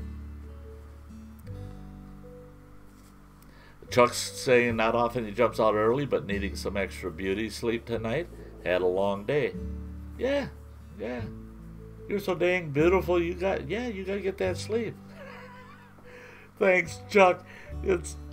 I just love seeing you here.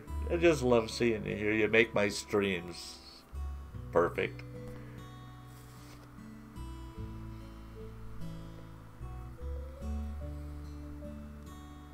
Lynn says, I'm still listening, just won't be typing. Well, thanks, Lynn. Hey.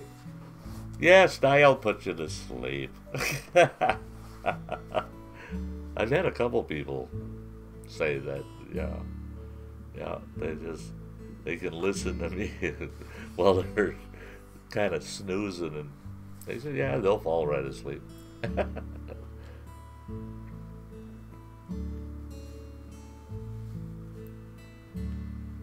Andy says that snow was in early February. Thanks, Andy. Here we are going into April. One more day to go, and then pow, we fall right into April. Here we go again, Mike. Stylin's in the stream.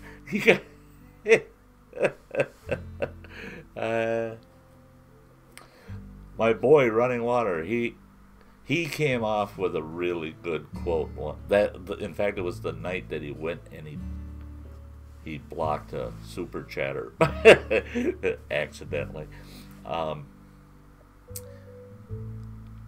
We were talking about. I said, I was telling people, yeah, Cheesehead snoozing. I was telling people about other streams out there, and I said, now don't go jumping off of mine and visiting those other streams. I only got a couple people in here. Don't go do that. And I said, I'm kind of guilty of that, because when I'm not streaming myself, a lot of times I'm hopping streams. I might be watching 3 or 4 at a time. I'll have 4 tabs open, and I'm just hopping between them. Boom, boom, boom, boom, boom, boom. And my oldest boy, Running Water, says, a good outdoorsman always explores new streams. I loved it. I want to get a plaque that says that. A good outdoorsman. It should say a good bushcrafter. always explores new streams.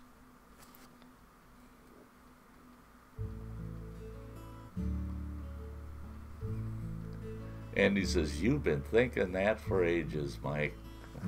Yeah, he brought that up a while back in earlier streams, and yeah, it's great. Mike's good. Yeah, no wonder he has to go and take hikes in the green swamp to slow his mind down a little bit, just to relax and let his mind relax. Oh yeah, Mike says, "How are you coping with the Pooza foghorn these days?" I watched a stream the other day of Pooza's, and he had the foghorn down a few notches. It's still a little loud, but it wasn't as bad as it used to be. So I'm hoping that he's going to hold it there. Cheesehead says, "I'm always looking for a better stream." Yeah. I can remember when I was a teenager. I was a wild hare, cruise around my car. This young lady that's back in the days when people were out there. Yeah, I'll hitchhike. This young lady was hitchhiking.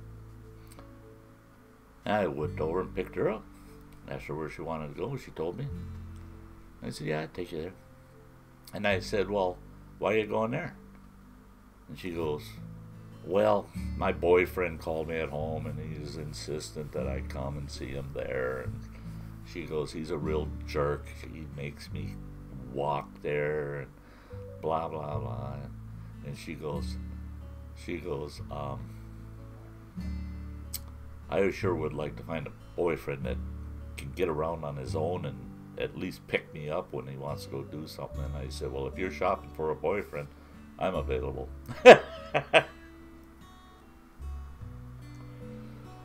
Well, I got her to the destination, and her boyfriend was standing there waiting for her. I seen that boy. Oh my goodness, he was twice my size. He was a big, tough-looking boy. And I told her, I said, "I hate to tell you this, honey, but I think you're stuck with him as a boyfriend." I zipped out of there, and I went down to the local pizza joint, was meeting with a couple buddies of mine. I told them what happened, and one of them told me. Now that's a saying that has always stuck with me. He says, "A true fisherman knows better than to fish in somebody else's pond." Yeah, that was a pond I sure didn't want to be throwing my line in.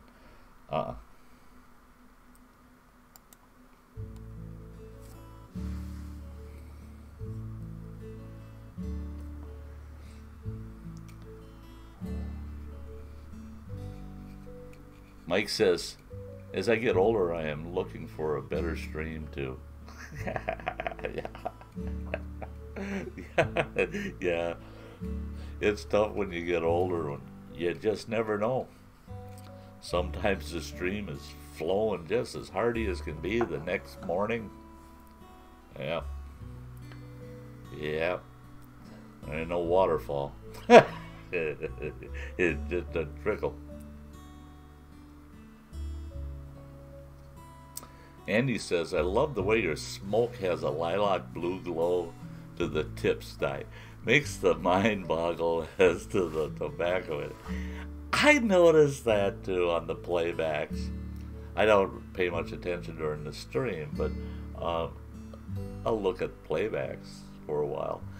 And I notice if I take a drag off, it's just this bright, like you said, lilac blue.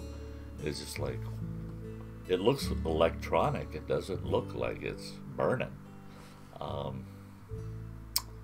Yeah. I wonder if it looks like that off camera. It's pretty cool, but I wouldn't want to be smoking that out in the woods if you're trying to hide from somebody.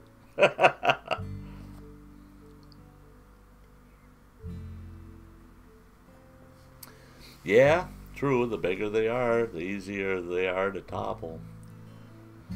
I found that out. I've had some little guys topple me. Yeah. I look out for the little ones, boy. Oh, some of them little guys. Hard as iron. The bigger they are, the more likely they are to hurt when they make contact with me. Likely they are to hurt when they. Mike says, I went hiking on a waterfall trail in North Carolina. I had to pee every few minutes.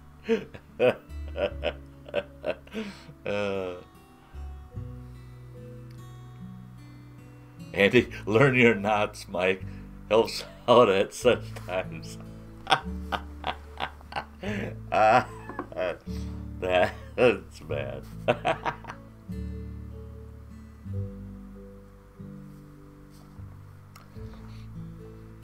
I had a couple of gals that I took them on a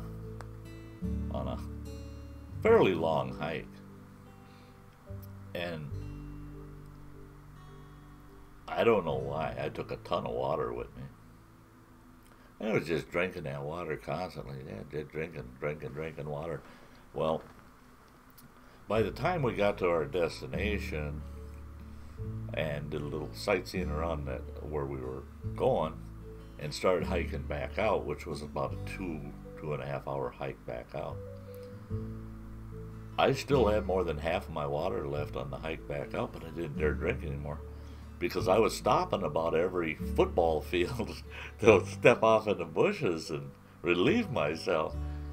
And them two gals,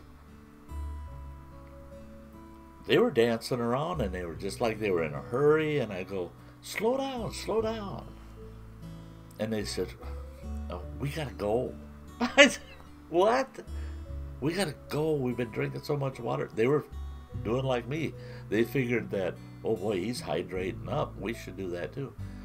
Well, here they had to go, and they've been holding it down this trail all that time because they didn't know where to go. That's an issue when you bring city folk out in the woods. I laughed. I said, you got the whole forest. Pick a tree somewhere. Go behind that tree somewhere. Really? Yes. Oh my gosh, we'll have to call an ambulance because you're going to explode by the time we get back to the truck. They can't put a knot in it. Now, don't anybody come back with any court comments or nothing like that. Yeah. Terrible people. Towards the end of my streams, it gets pretty rough in this house.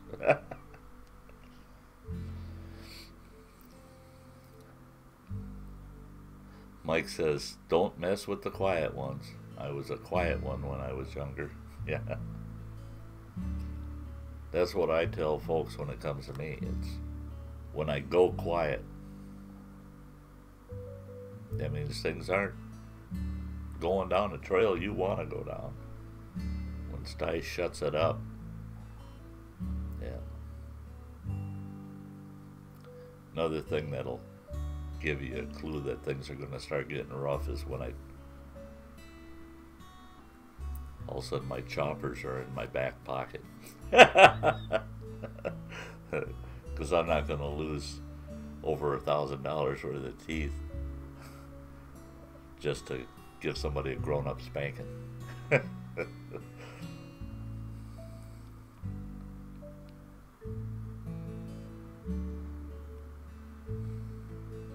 Andy or carries some clothes bags. Yeah. Oh, that's brutal.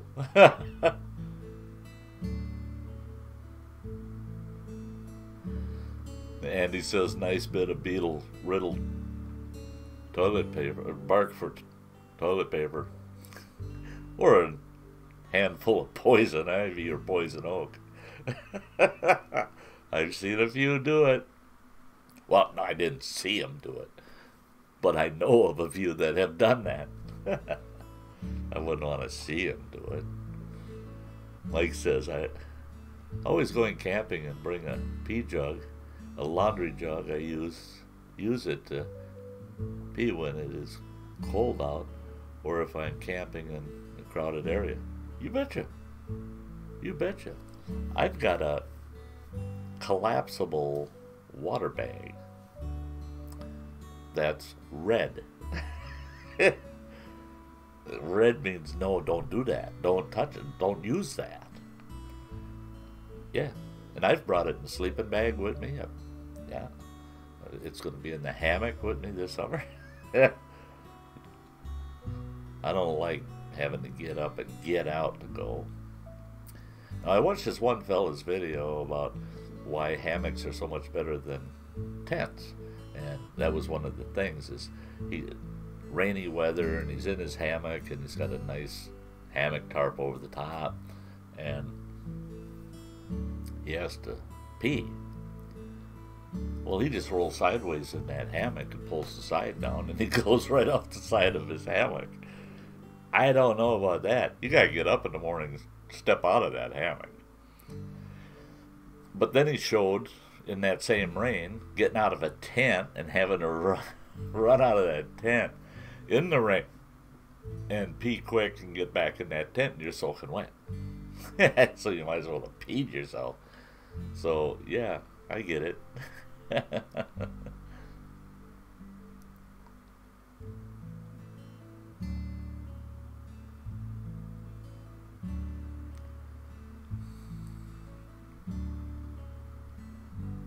Yeah, don't ever get that desperate.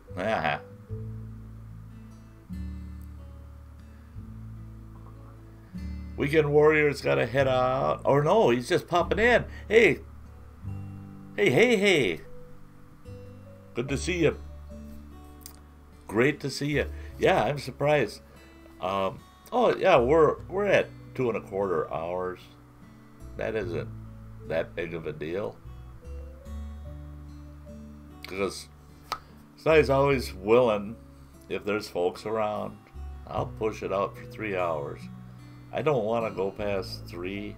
The other night, my 15-minute stream turned into 3.5 hours.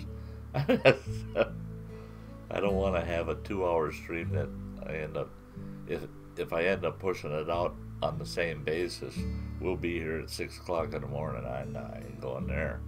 I do have to work tomorrow. Okay. Mike says, my pee jug is one of my most viewed videos. So weird. I got alligator and bear encounter videos, and the pea jug video is more popular. Yeah, I did one called the pea tree where I fell through the snow next to a spruce tree at the top of a mountain. And it was about 20 feet to the bottom of that snow. I was not very experienced in mountain winter conditions at that time. And I walked up to what I thought was about a 10, 12-foot spruce tree. Found out it was about a 30-foot spruce tree. And I went crashing down through the boughs all the way to the bottom. And that was just so I could go pee. After that, I hiked down the trail. I just turned sideways and pee on the side of that trail in the winter, up in the backcountry in northwestern Montana. If I'm on a mountaintop, I ain't walking up to no tree to pee, that's for sure. But I did that video. It only it got all kinds of views. And I had some other videos that I thought, boy, people are going to like these ones. They're going to be interested. No. They like the pea tree one, yeah. I think people got a thing about that. They want to hear how people do their business. I don't know. I see these guys that do all these how to poop in the woods videos. I'm going to have to do one of those because, man, oh man, these guys get tons and tons of views doing a video about how to poop in the woods. Well, how do you poop anywhere? You just go poop. I mean, okay.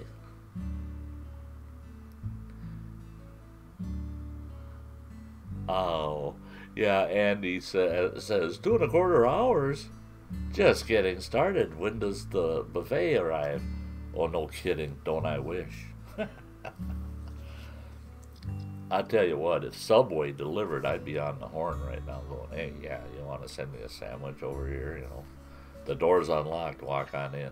And then Sty would he'd have to use OBS to cut the screen off right here so I can eat that sandwich when you guys are looking at me.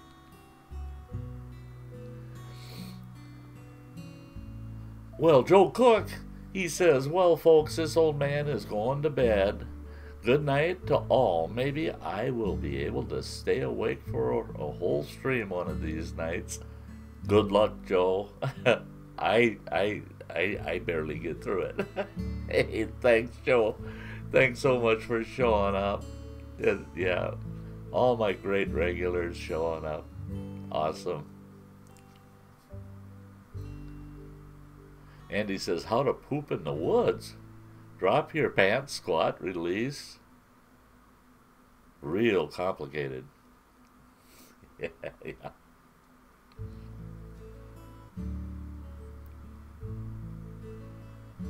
Running Water says, just had pizza and wings delivered. You bum. You bum.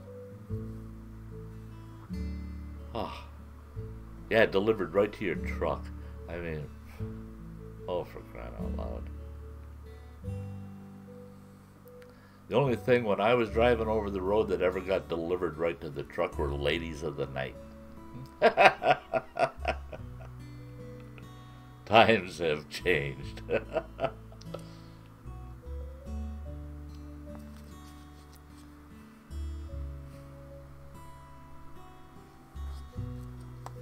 I do have to say that this has been a very, very good stream. Much to my pleasure. I had such great folks here tonight. Yeah, I had to look around my camera for a minute.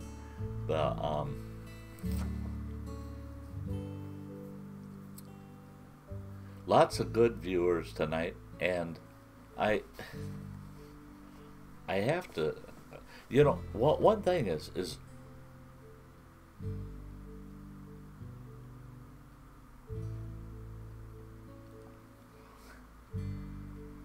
yeah, Andy,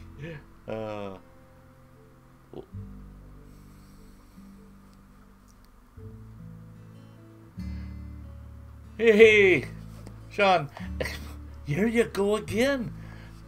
Let's take you fishing, Lake Erie on my boat, Sty. Let's go walleye fishing. You're as bad as these guys teasing me with food. Now, oh lordy, I'm saving up and I'm trying to figure out my summer schedule. I gotta get over there to see you, buddy. Gotta get over there to see you.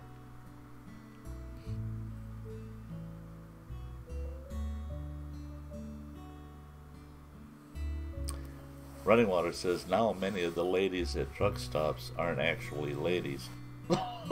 Yeah, you look at that emoji you put on there too. Surprise! I met this gal.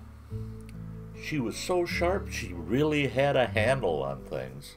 No. All right, we're going downhill. Okay, stop that. Yeah. When I got her home, I found out she really had a handle on things. Okay, and Mike says, "Oh, now we're talking about food, Sty. This live stream might last till dawn if we keep down that road." Well, the thing is I'd have to throw up something full screen while I snuck off to get some food. Oh my gosh. Speak of the devil. Look what I got.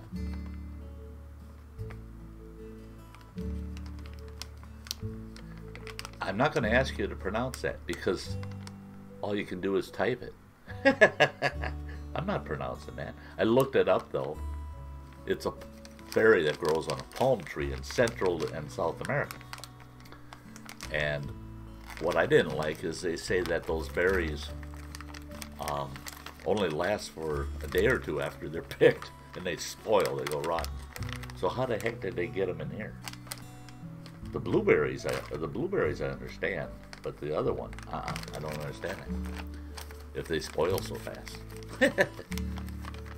But that's the best part. They're chocolate covered. Oops. Sty's good for another hour.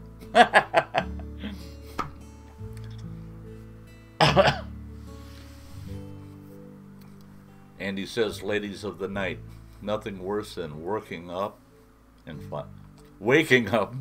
finding out how much of an effect beer had on your eyesight the night before. Sooner chew your arm off rather than risk waking them up. That's the scary part. If you're a single fella and you meet somebody after last call and you really think this is going to go, yeah, this is going well. You wake up the next morning and you realize you really can't get up and sneak out when you realize what's next to you. Because it's your house. Uh-oh. And it's daylight. Neighbors are going to see who's leaving. Uh-oh. Yeah. Scary. Sean says, if you're in Ohio, let me know. It's a promise we will catch dinner. Love it. Love it, Sean. And I'm telling you, I'm trying to work that out to make an Ohio trip.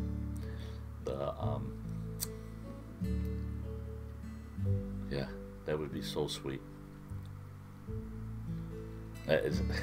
Sty is made for that. I love the water. I love the water, and I love fishing. All of it just about as much as I love eating walleye. Mike says, I did 2 years working at the jail. Every morning the arrested prostitutes would come in, such poor souls. Yeah. I remember a truck stop in Indiana when they come in with 4 school buses and rounded them all up. I couldn't believe that they filled 4 school buses. I said, I mean, what a shame. I mean, that is.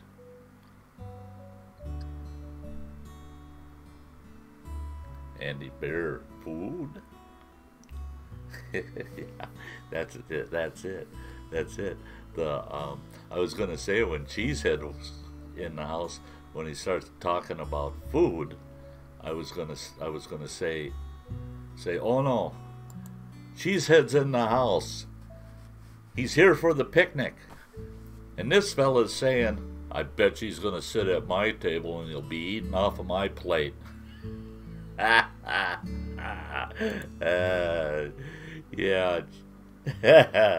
But I didn't get to do it. So I share it with you guys. If Cheesehead's in the house, he knows. Here he is. There he is. Oh, good. He'll see that.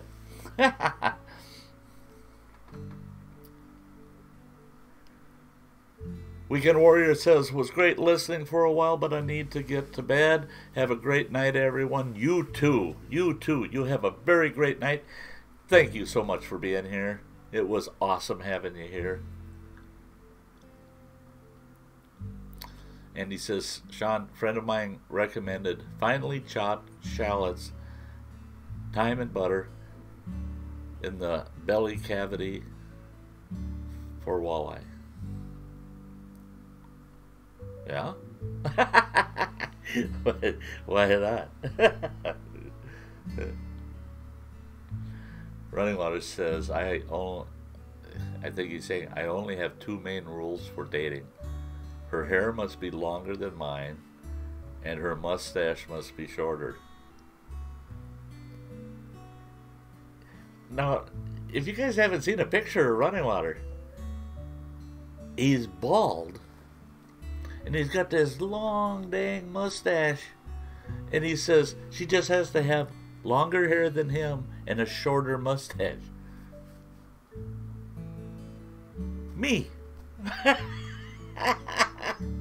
He's not picky. He does not take after his pop in that department, I guarantee it. And he says, oh no, that's Cheesehead, I'm cooking stuffed bacon wrapped chicken breast tomorrow, but none for Sty. I'm not talking to you.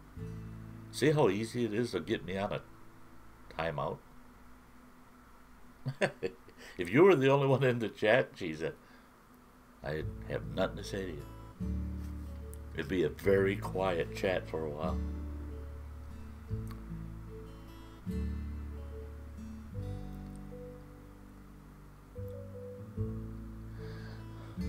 Mike says, oh, those bears give me PTSD after my 2 bear encounters. Yeah, I've had many bear encounters. More than I can count on 2 hands. Some of them kind of close call.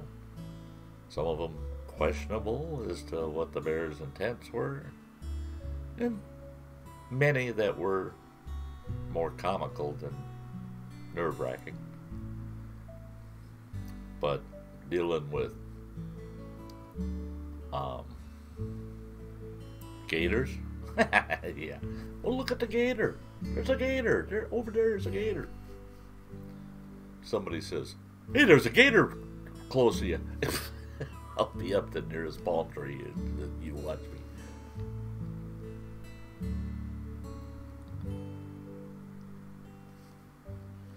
Yeah, boy, I tell you what, that is so neat, though, how you can see people down south. Snakes don't bother them. You'll get these guys down in Louisiana, Alabama, and they'll go, oh, look at it, there's a cottonmouth. Okay, kids, swim over this way. There's a cottonmouth swimming past you. Nah, us northerners see that. We're screaming and hollering, call an ambulance. Somebody's going to die, and get the shotguns, and let's kill that big old snake's going to kill our kids. But yet, those same folks, you bring them up north up here, and they hear a bobcat yowling at night, and they're going, what the heck is that? You just laugh. Or they see a bear on the trail, and they're going, oh no, we got to turn around and go back. And you tell them, no. And you yell at the bear, get out of here, bear, get out of here. The bear realizes you're there, off he goes. And they go, we ain't walking down there. That bear's sitting in the bushes waiting to eat us. No, you can tell when they take off like that, no, they don't want nothing to do with you. So now it's safe to go. But because of different regions, we have different fears of different things. It's pretty, I actually get a kick out of observing that. And it's like Mike saying, he'd rather wrestle a gator than deal with a bear. I'm the other way around. I'd rather deal with a black bear than a gator. Ooh, gators scared the bejesus out of me.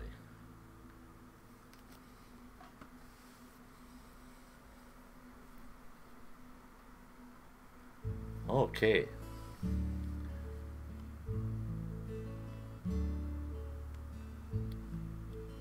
Sean says, thank you, Andy. I will try that. I was cleaning my patio and just heard Sty mention that. Thank you, brother. Yeah, it sounds like it'd be a good trick to try there, Sean. Andy says, I got a lovely woman in mind to your Donnie. Long white hair down to her back and curly black teeth.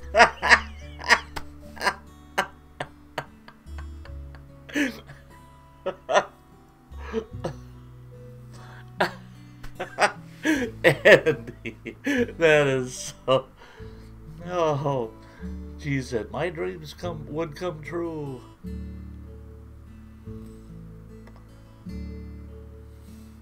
Andy says my ex-mother-in-law. That's, you guys are just too bad. You're just too bad. Oh. Running Water says, Cheesehead, just wait till the quarterly board meetings.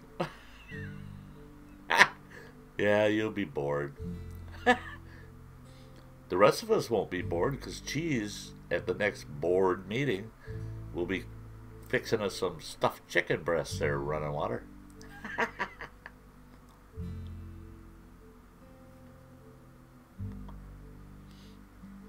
Andy says, you're welcome, Sean. Enjoy. Yeah, I'd like to hear how that goes, Sean, so that yeah, I get myself a nice walleye. I might have to try that out.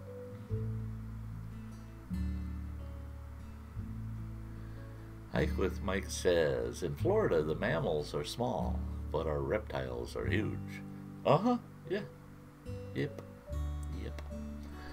Yeah, I was down there in the Tampa region, down there, Seminoles, working with tribal government down there on a few things.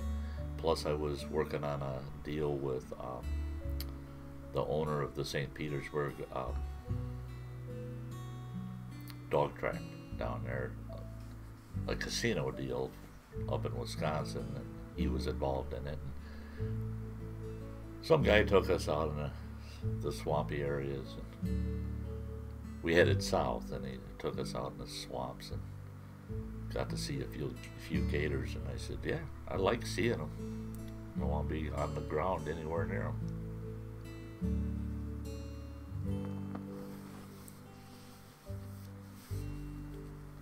Yeah, Mike, got to deal with the skunk ape. Yeah, you want to follow Mike, and yeah, I mean, those guys down there, they have a good time with the skunk ape.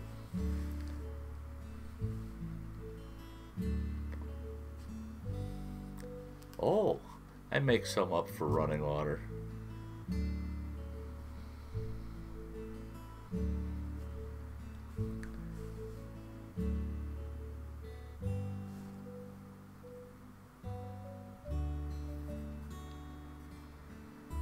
Running Water says, I know Cheesehead has it worse than me. He's staff. I'm freelance. Emphasis on free. Well, Cheesehead is too, kinda.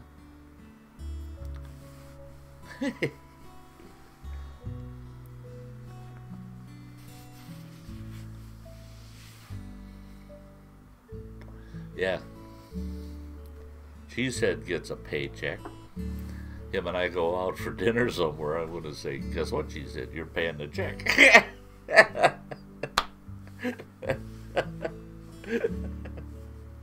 Oh, I'm terrible. I'm terrible. Oh, yeah. It's... Let's see what's going on here.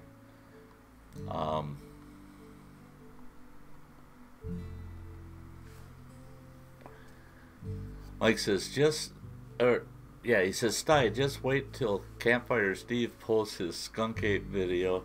He's still editing. It should be hilarious. I bet it will. I bet it will. If anybody hasn't checked out Campfire Steve, you might want to go over and check him out because he's funny. He's funny. That's good. And that skunk ape video is probably going to be a hoot.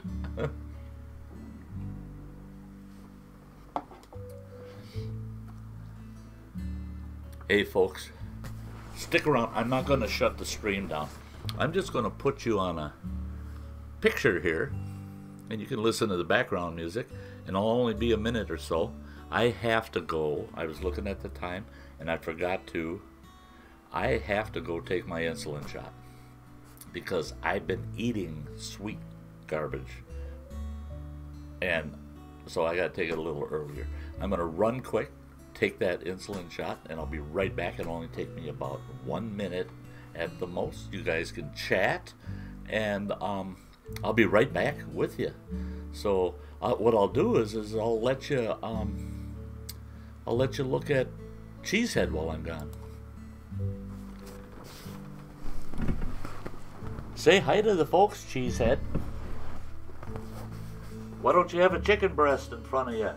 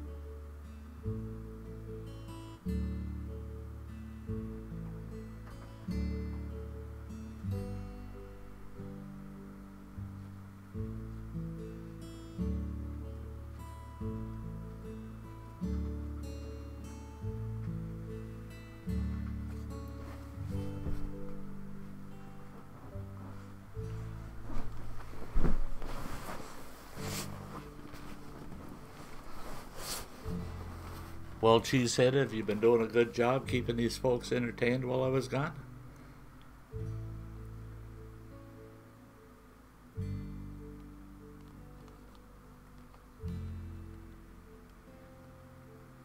Well, what in the world?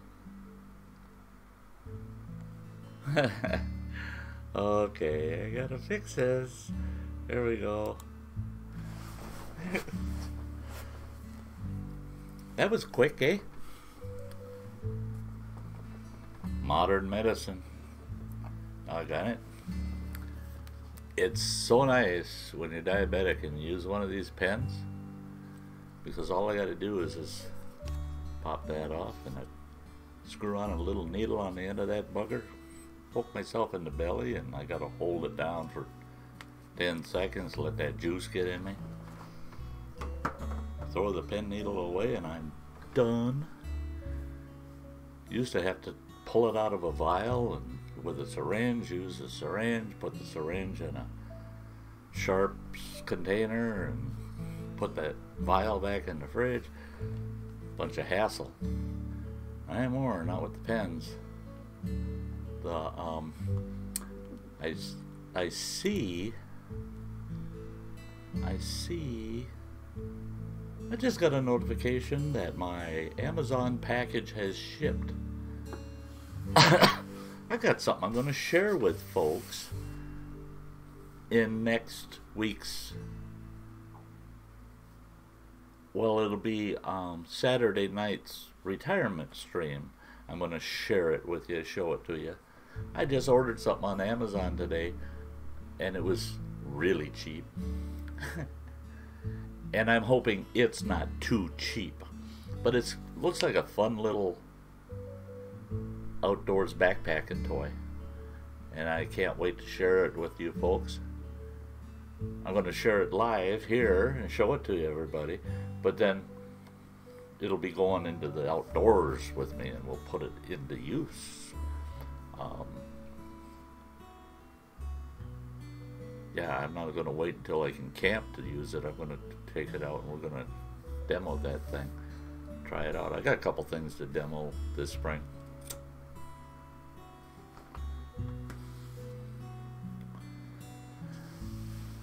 Okay, what do we got going on here? Running Water says, looks like I'll be stuck in Indiana till Monday. Wow!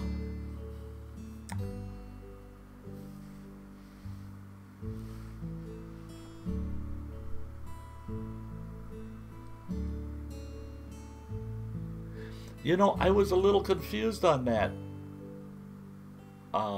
Mike, but I'll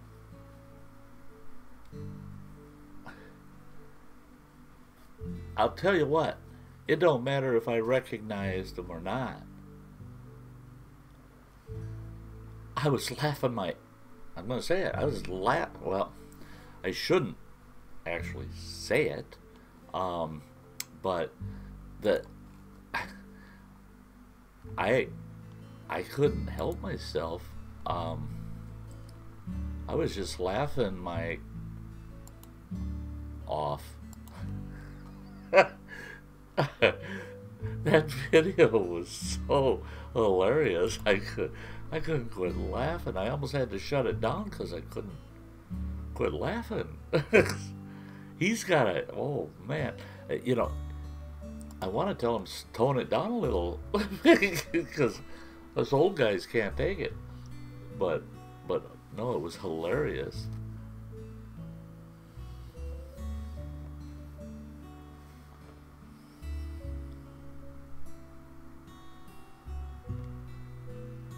Andy, please tell me it doesn't need batteries, Sty.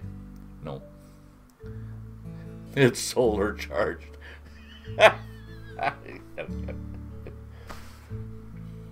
Yeah, things you use at night, don't you charge them all day long in the sun?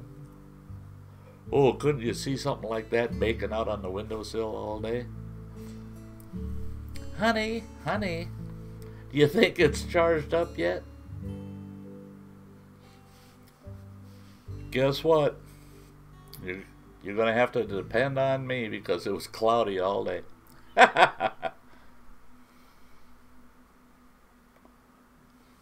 Oh, yeah, well, yeah, sure. See, and I tried not... Mike, I tried not to infer that it was you. That was just so hilarious. Oh, man. You guys jump over there and watch some of those videos. And, yeah, you'll laugh your butt off. And he says, that's one huge thing I don't envy about the USA. Over here, you get diabetes and you get treated free of charge. Over here, you get diabetes and you're treated like you got the plague. It's all your fault. You got diabetes because it's your fault. You're fat and lazy. You got diabetes because you're fat and lazy. Well, I wasn't fat and lazy. I considered myself in good shape.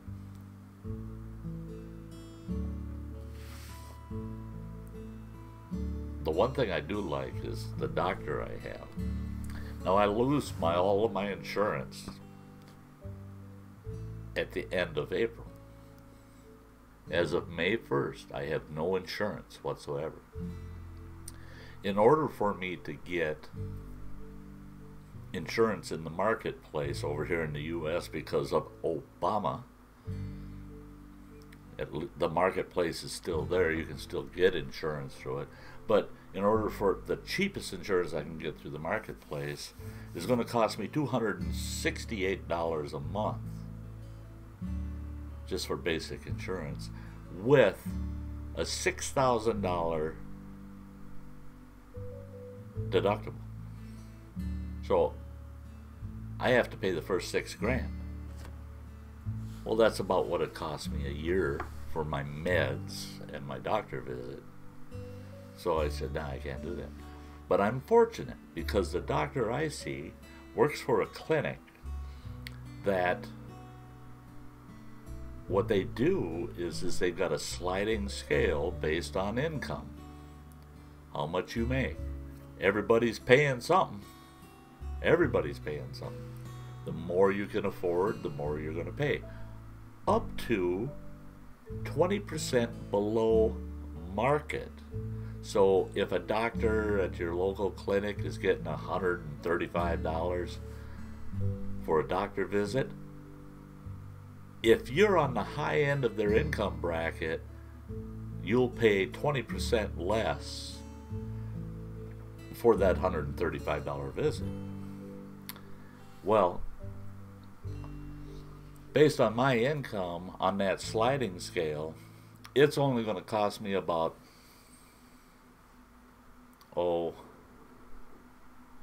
the high end, $600 a year to go to my doctor, see my doctor like I'm supposed to, get all my blood work done, all my regular visits, and my meds, which cost me right now, almost $600 a month just for my meds.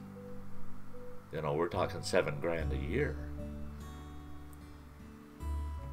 I can get through that clinic's pharmacy, and I will be paying just under $100 a month.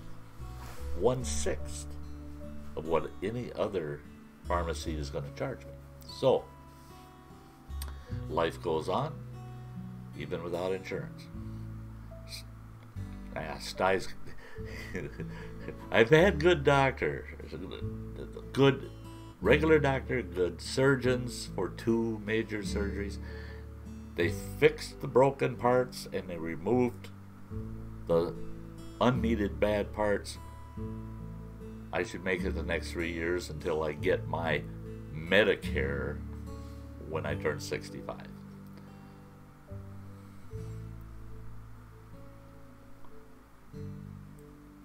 Okay. Mike with Hike says, our friend the Swamp Camper is hilarious. He doesn't have a channel, but he adds all the lunacy to mine.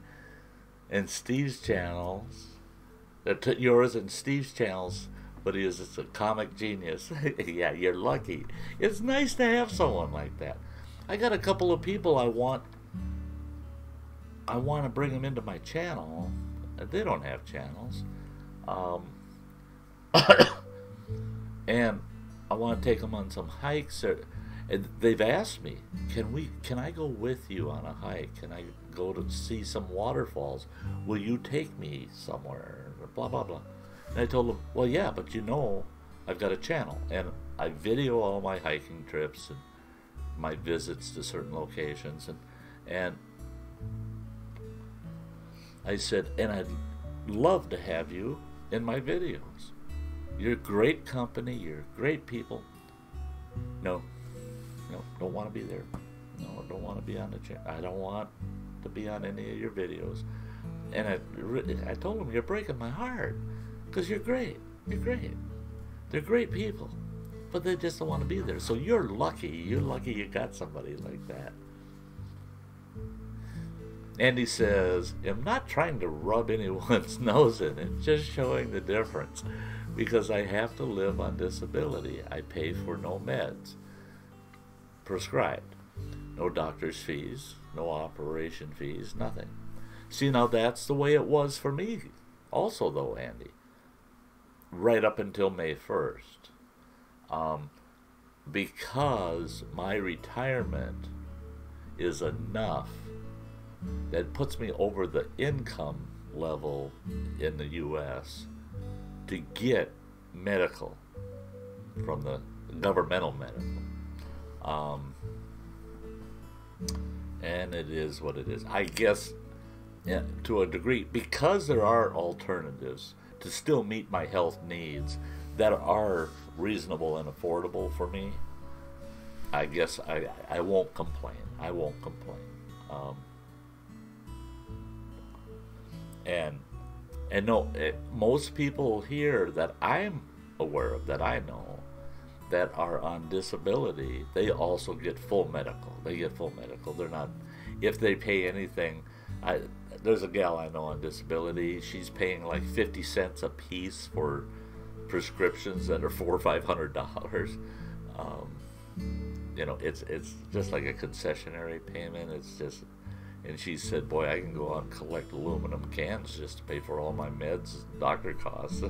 I said, yeah, no kidding. Just walk down one couple of streets and pick up the aluminum cans. You just paid your month's worth of medical. That's pretty cool. And he says, if you work and earn a ton of money, you just pay for your prescription unless you want private health care. Yeah, I get it. Yeah. I have a friend over in Denmark. Old friend. And yeah, the benefits that him and his family get, it's pretty good. It's pretty good. He said that fortunately that very few people seek the private care and self-pay for it because, well, their tax rate is high. It's really high. But, boy, they got just the right benefits that go with the tax rate. So like he said, as long as they're getting a true benefit out of that tax rate, he's okay with it.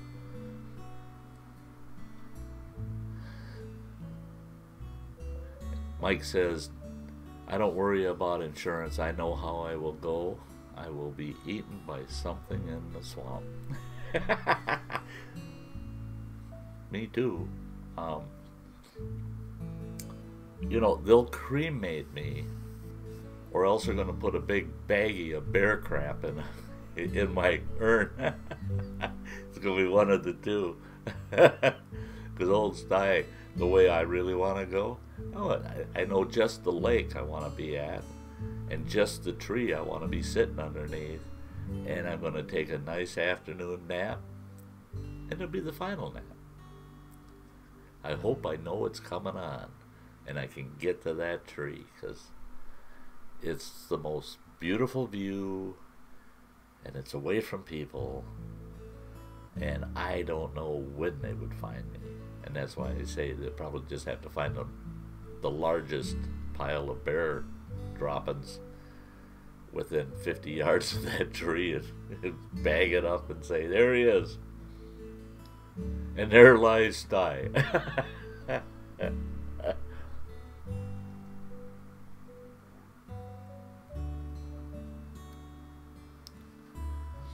And so long as she's pretty, Mike, just lay back and think of England.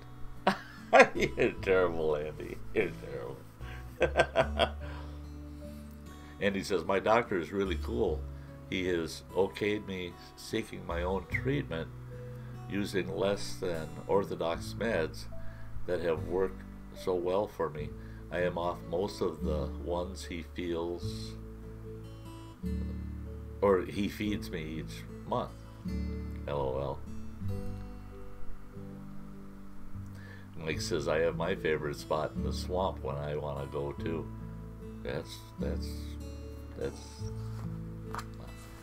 I'm all for that. I know a lot of people think that's pretty damn strange. No, I'm all for that. Yeah, Andy, my doctor, it's a gal. She's considerably younger than me. She's close to 20 years younger than me.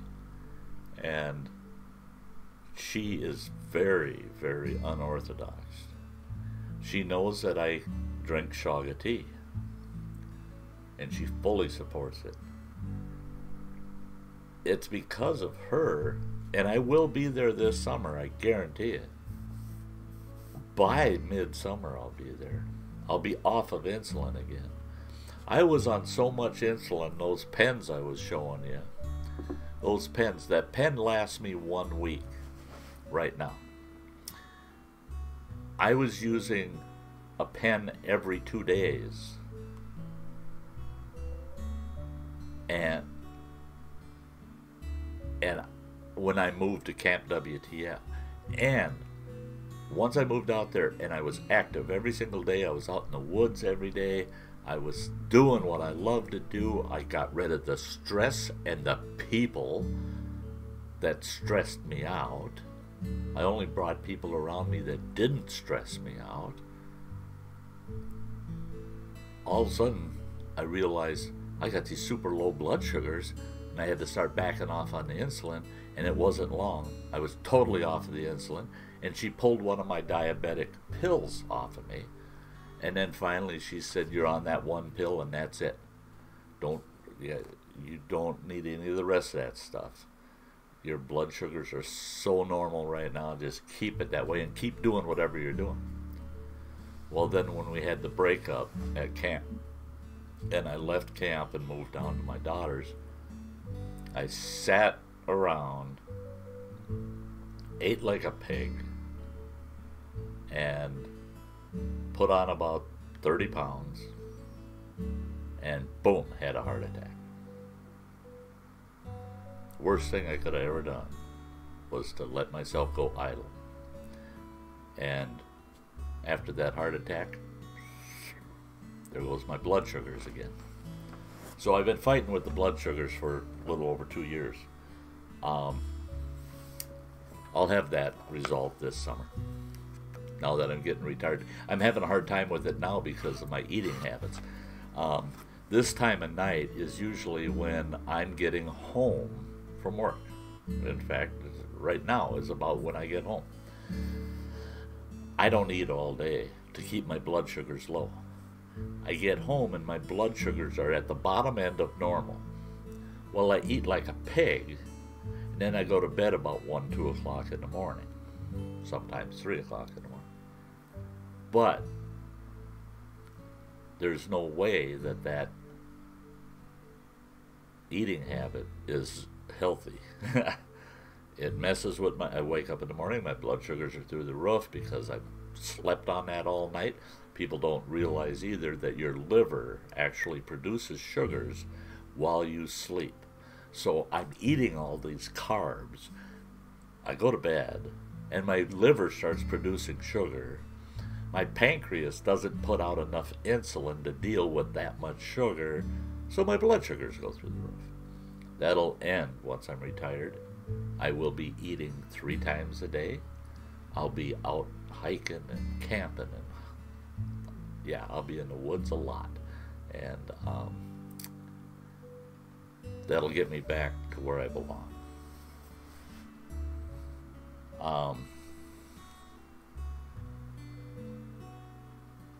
Hike with Mike says, "I want to be like a cat. They know when they're going to die, and they just go away and find a spot." I see it as I'd like to be like both of my last mascots, my 2 pups. I had a little Chihuahua, purebred Chihuahua, and she passed away. She was old, very old for a Chihuahua. We figured it out. She was about 18. She was between 18 and 20 years old. And the way she passed away, she just got weak and she just wouldn't eat. And all within like a couple of days. It was just like 2 days, and she just wouldn't eat. She would drink a little bit of water, and she'd go outside to pee and then come back in, and she just wanted to lay in my one chair. And then one afternoon, she just looked at me, and I picked her up, put her in my lap, was petting her, and I could tell she was just weak. And she just went to sleep. Boom. What a way to go. Well, my other mascot, Blondie, if you look back in my channel videos, the old days at Camp WTF, the very first video in that playlist is in memory of Blondie. And that was a tribute to that mascot. And that explains how she passed away too, right in my lap. Both of them passing that way was great for me. It helped me. Blondie, she passed away over about a 3-day period. And at the worst time, that was my transition from Camp WTF to my daughters. I had to get out of there. I had just a couple days to do it. And the day before I had to have everything packed up, ready to go, is when she got so weak that she was passing that day. She went outside of the Sty Shack and laid by a wood pile. And she would watch me come and go around, and I'd go over and check on her, pet her. But she would not get up. She would not get up. And she wouldn't raise her head. Her eyes would move. She'd watch me. And I knew that's what she wanted, was just to lay down there and pass away. When I went into the Sty Shack, then she came into the Sty Shack. I could tell she could barely get there on her own. She got to the door. I picked her up, put her in my lap. I was, in fact, sitting on YouTube, doing some work on YouTube, and right in my lap, she just passed away. If you can't be with someone that really, really is going to comfort you, then I'd rather be alone out in the outdoors somewhere. I'll feel more comfortable than being surrounded by people like, oh, he's dying, he's dying, he's dying. But to be with one person that truly cares, that's fine. That's fine. Otherwise, if that person's not available, my tree is. That's deep stuff. Let's look at the chat here.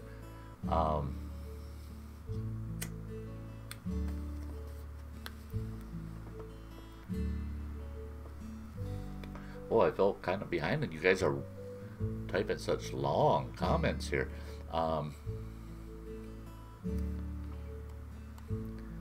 Andy says, I hope I get a few hours notice that I'm going to croak. She'll have that kayak on the sea and just head out till I can go no further. Yes, sir. Love it. Love it. When I used to frequent the Boundary Waters canoe area, I thought of that at that time, too. I thought, I'd love to be out here in a canoe and just, man, have the big one hit me and just, it's done, it's over, and I'm in a canoe. And people see me going back and forth depending on the wind for weeks. They're going, what, that SOB don't know where he's going. But I'd be happier than a lark floating around out there, just an old dead stiff in my canoe.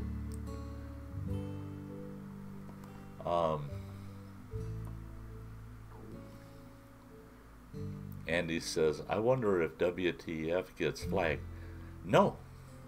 Oddly enough, all of my WTF videos, not a single one of them's ever been flagged. Nothing that I've ever used WTF in has ever been flagged.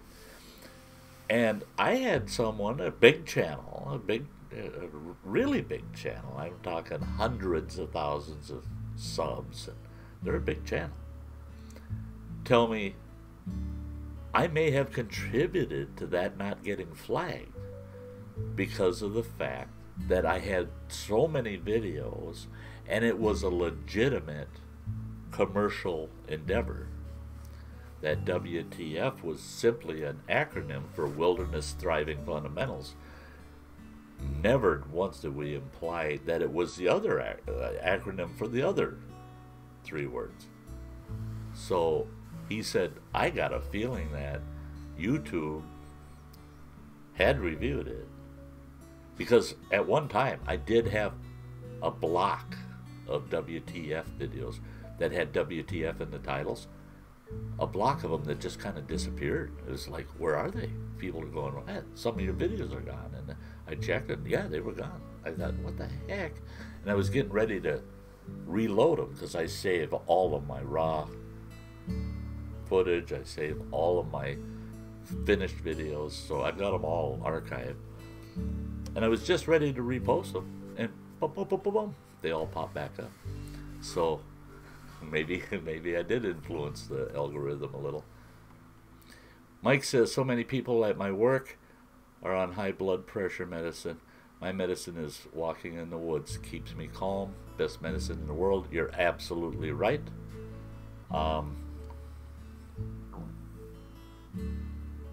My doctor did a little test with me.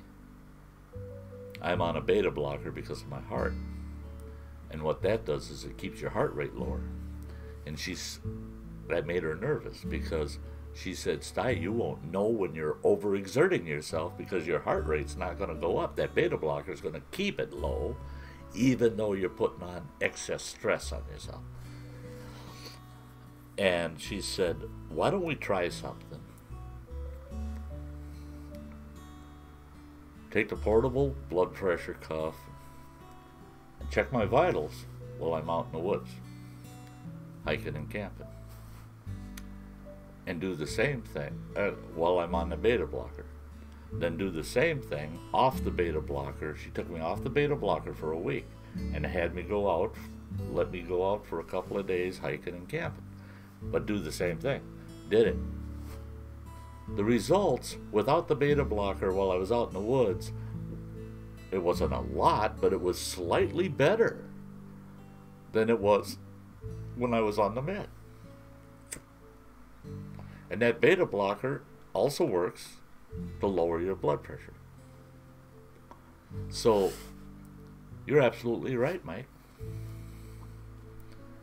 Best thing for you, best medicine in the world is the outdoors. I don't care what anybody tells you. Andy says, getting on the water for me. See, I love both. I love the backcountry, I love the woods, I love the water. That's why my favorite spot to croak would be under that big pine. It's such a beautiful spot. I've taken many a nap there. Obviously not the permanent nap yet, but it's such a beautiful view looking out over that lake. And it's a remote lake. You're not going to drive up to it. That's for sure. And very few people ever go in there. If I died in there in the spring, they wouldn't find me till hunting season, I guarantee it. But but that's why I picked that spot.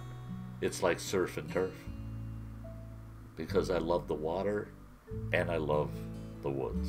I love them both.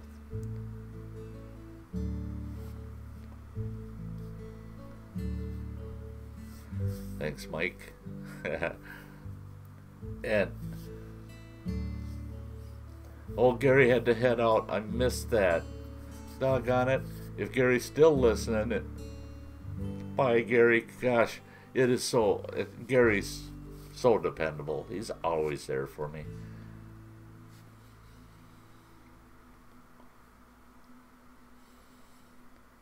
Yeah, it was a wild one, Gary. Okay. Mike with Hike says we had basset hounds. Love them. But they died within days. I think they ate a poisonous plant in the yard. Couldn't get another basset after that. Now we have 4 house cats and love them too. That's great to hear. That's why I don't have a mascot. I'm allowed to have a dog here. I like little lap dogs because, and I found with my 2 mascots, and if you look at my old videos, you'll see Blondie out in the woods with me. I could go hike 20 miles in a day. And that she was a Lhasa Apso Chihuahua mix. And she weighed about 20 pounds. And she could hike all day. And I loved her to death. Right to her death. But I'm going to say this, but it's not known. It was inferred, and I just believe it. A certain individual that didn't care for me, for whatever their reason may have been, was the only other person in contact with both of my mascots for the week in which they passed away. And with both of those mascots, that individual very pointedly complained about my mascots because of their little Chihuahua. They felt that their little Chihuahua was, I don't know, better than mine, and that mine and theirs should never come in contact with you. But my mascots loved that other little Chihuahua, and they played together, and they never were bad with each other.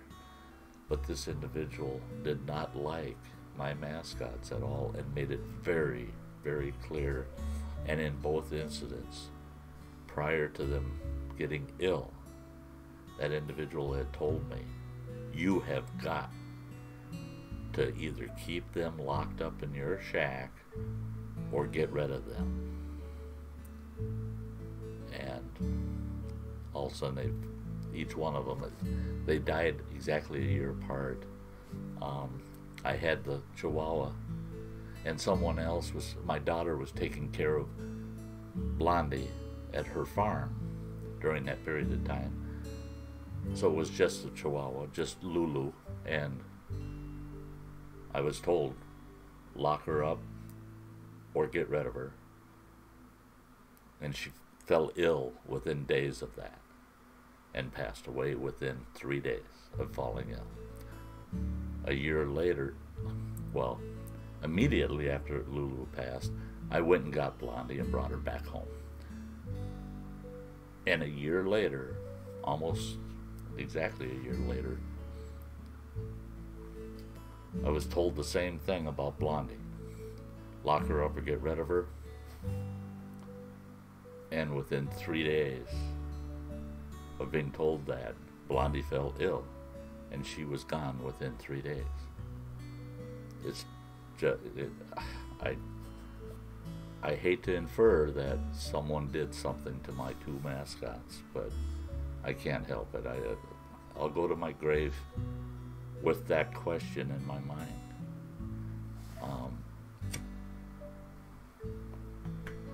Mainly because both of my mascots were perfectly healthy and then fell ill and passed away in 3 days. And just days before that, out in the woods, hiking with me and playing and just healthy and happy, and instantly ill, instantly gone. I can't help but feel that something happened there. Okay, the Hike with Mike says, Boundary Waters, Sty. I have another channel recommendation I think you'll love. Check out, I can't pronounce it, but Amazing Canoe Channel from Minnesota. You'll love his channel. I'll copy that and paste it and find that channel. Will do. I love Boundary Waters. Mike says, yes, Andy, cats live a lot longer and I'm enjoying them. That is why we stopped with dogs. It's tough when you get that attached. It is. It's very tough. When my two mascots passed away, they've got very nice graves. I buried them both in very nice graves, marked them well, and then I found out that where they were placed and where they've been marked, trees have been dropped on the graves, and I mean intentionally, and I've been told that it was to erase the trace of them, because one individual did not like the idea that I buried my two mascots on that property that they still have somewhat of a control over, and they don't have to be that way. As water, that as as I always like to say, that's just water over the falls. It's done, it's gone, it's water over the falls. So Sty just leaves it at that. I mean, I have my memories of my mascots, and it gets me by. It gets me by. But that's why I don't have one right now. I've been considering getting another one now that I'll be retired and I can put full time into it. But it would have to be a very young one because I want it to outlive me. And I figure the way I care for an animal, they should live 15 to 20 years. I don't know if I'll make that. And in fact, by that time I'd be so attached that if I lost one, it would probably be my time too. Running Water says, Andy, you ever wander to this neck of the woods? We'll have to take you kayaking. The Apostle Islands and the sea caves are breathtaking. Yeah, tell me about it, Running Water. I'm putting a little tiny fund together. It's tiny right now, but I'm hoping to have a kayak before mid-summer. It's not going to be a lake kayak, though. I'm not going to buy a touring kayak because I need something I can drag into some of my remote lakes to fish.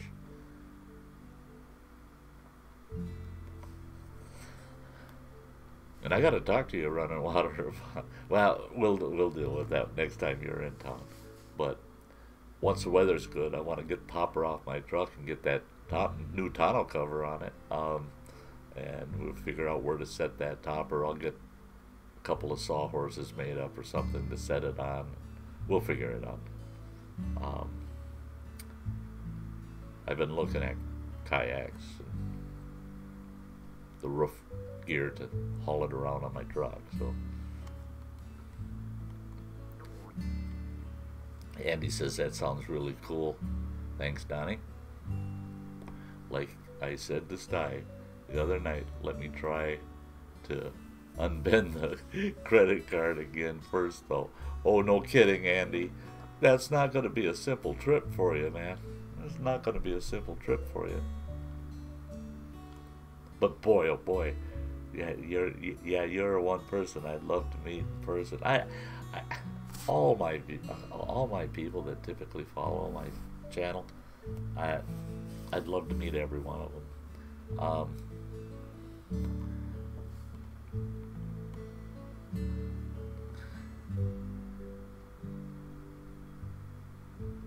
And he says, I would be so tempted to go pay that individual a visit if they did that to my dog's graves. Yeah, there's some special circumstances with that. Any other person, I would have been there. I would have been there, and it wouldn't have been very pretty. But I don't think I want to get down that road because I try to control anger issues.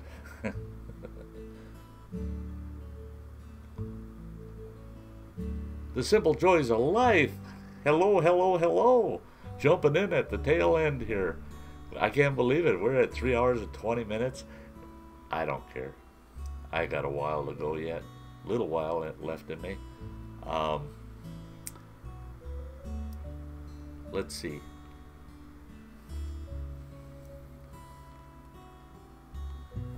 Hike with Mike says, Andy, I have... Where am I? I lost myself. Oh boy.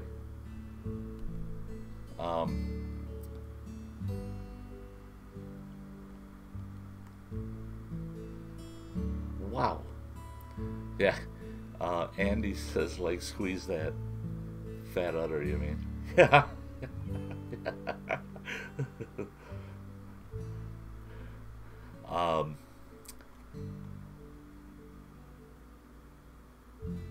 What the devil? Yeah, that's good, Mike. Andy says, I try and keep it clean in front of women and kids, but I will emphasize the word try. Depending on circumstances, I have been known to mess up the odd few words. Yeah. None of us are perfect, Andy, and I'm one of them. And this would require saying some things I would probably later regret and wish I hadn't said. And he says, you see, I don't have woods. I can just go in and enjoy. They're run by a charity, but the sea is still free. 61 miles of shoreline to go from one side of the harbor to the other. That's awesome. That's awesome. And he says, yet only 1.2 miles from one side of the harbor mouth to the other. Yeah, that's cool. That's cool.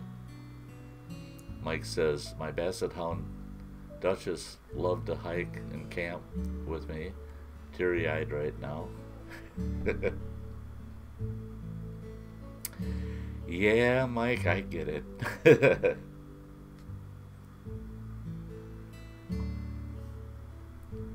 Yeah, Andy, you're right. It tears you up when they're gone. Mike says, yes, Andy, cats live a lot longer and enjoying them. That is why I stopped with dogs. Okay, now I'm caught up to that part. I'm going to zip down here. Running Water says we can make a spot for the topper. I need to try finding wood to build a new shed. Yeah, we'll work it out.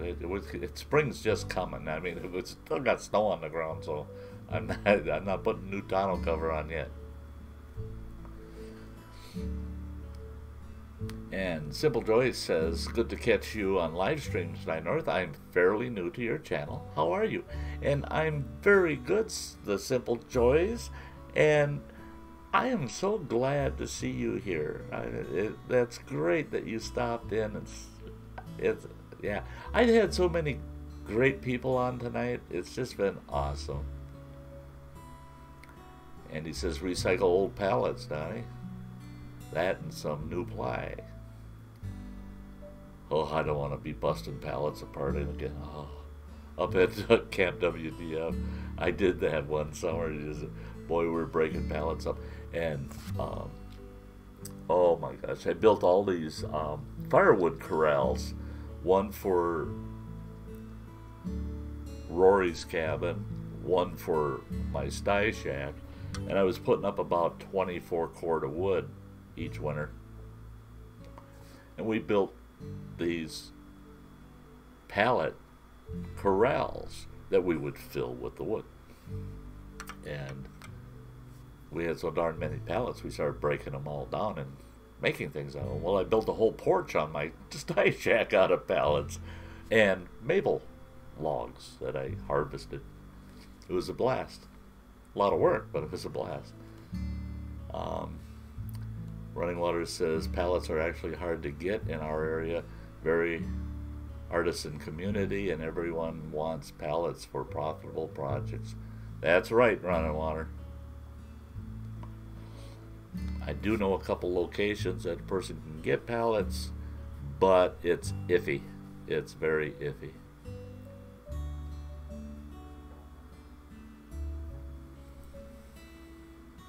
Andy says, want to get that audio book, Mike.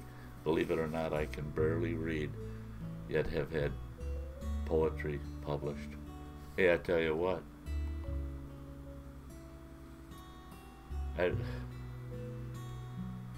Where one skill lacks, another excels.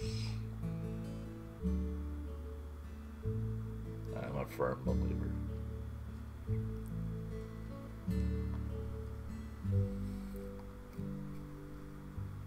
And he says, I hate that money interferes in even the simplest of stuff. Yeah, I mean, we got into a pallet battle with this one individual that was telling me that I was stealing their livelihood because they made all these things they sold on Etsy out of pallets, and that the pallets that I was taking, that they needed them to make a living off of. And I said, I need them because what I do for a living isn't paying me enough to buy material. And the only way I can do additional improvements on my homestead is to have pallets. So we were in the same boat. I had no obligation to do it because I had arrangements with my source for pallets that I got them all. But I told that person, I understand your point and your plight. I'll split them with you. I'll tell you what. I'll let you have half of the pallets that are coming out and are available, and I'll take the other half. You know what that individual told me? To stick it where the sun don't shine, because they deserved all of them. The world has gone to hell in a handbasket. I'm sorry to say it, but yeah.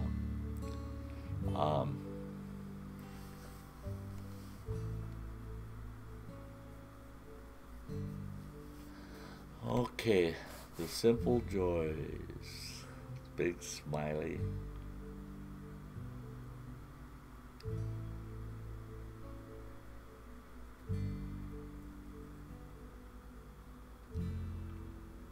Okay. Like with Mike says, all the pallets are plastic down here.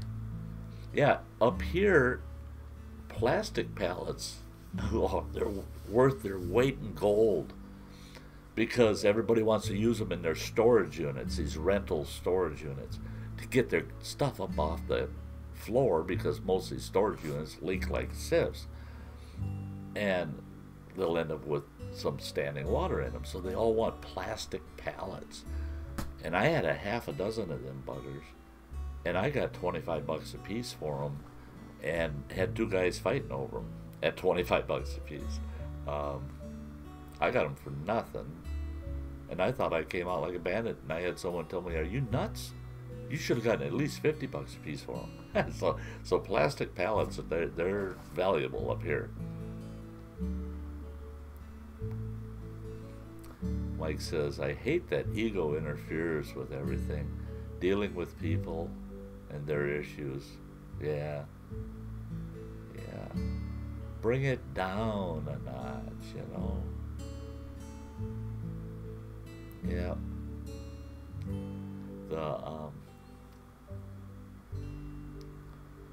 Yeah, I don't like the drama. I keep it down and think of each other the way you would like yourself treated, and life would be so much easier and better. People that just strive to be something more than somebody else. No, I just want to be the best me I can be. Not at the price of knocking somebody else down. I'm not going to drag somebody else through the mud and beat them up just so I can get ahead. But I don't want anybody doing that to me either. I will stand my ground to protect a happy me. Yeah, I just like to see people getting through life peacefully.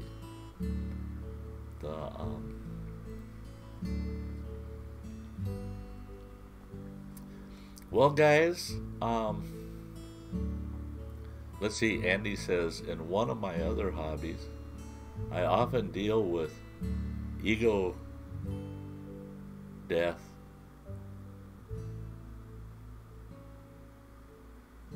It's brought a whole new perspective to my life.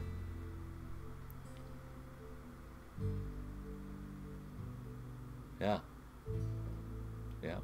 Give up the ego. Yeah. Well, guys, I hate to say it, but we're going to have to shut this stream down. I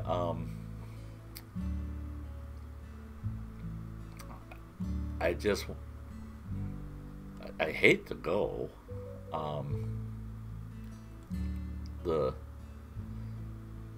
Because we could just go on and on and on and on. Mike says, I live my life from the mantra of Stanley Hudson from The Office. It is simple. Leave me alone, damn it. Yeah. Yeah.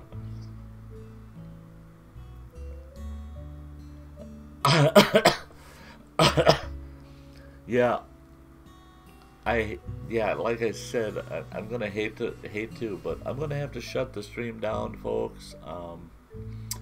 I do have to work tomorrow. I have, oddly enough, I work tomorrow. I have Monday off. I got a bunch of running and chores to do and things to do, rent to pay, and all kinds of the worldly garbage you gotta go through on Monday. Then I work Tuesday and Wednesday, and I've got Thursday off. Then I work straight through till Saturday. So my regular videos, Monday and Thursday, those will post at 7 in the morning, each of those days. And my next live stream is going to be next Saturday night. And it's going to be at 10:15, and that's Sty's retirement stream. And that I'm going to just, until I'm passing on, I'm going to keep it going. But following that, on Sunday, will be the first Sty Story Sunday. And then for the rest, forever, the plan is forever, until Sty's sitting under that tree at that lake, I will have Sty Story Sunday at 7 p.m. every single Sunday. And I'm thinking I'm going to try to squeeze in Wednesday walkabouts a little later in the summer, not too far into the summer, but a little later in the summer. We'll do some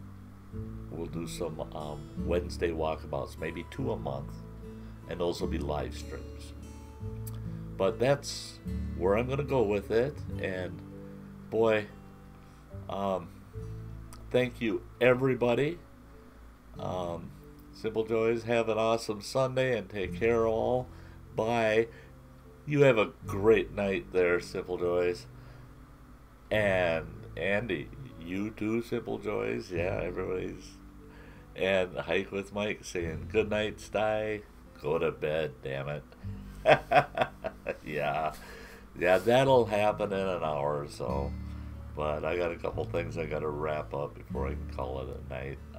It'll probably be about midnight before I'm hitting the rack. But boy, again, it was great having y'all here. Great. So, until the next one, folks, you all take care of yourselves. And, Mike was like, go to bed, damn it. Good night, guys. We're shutting her down. Okay? We'll see you later.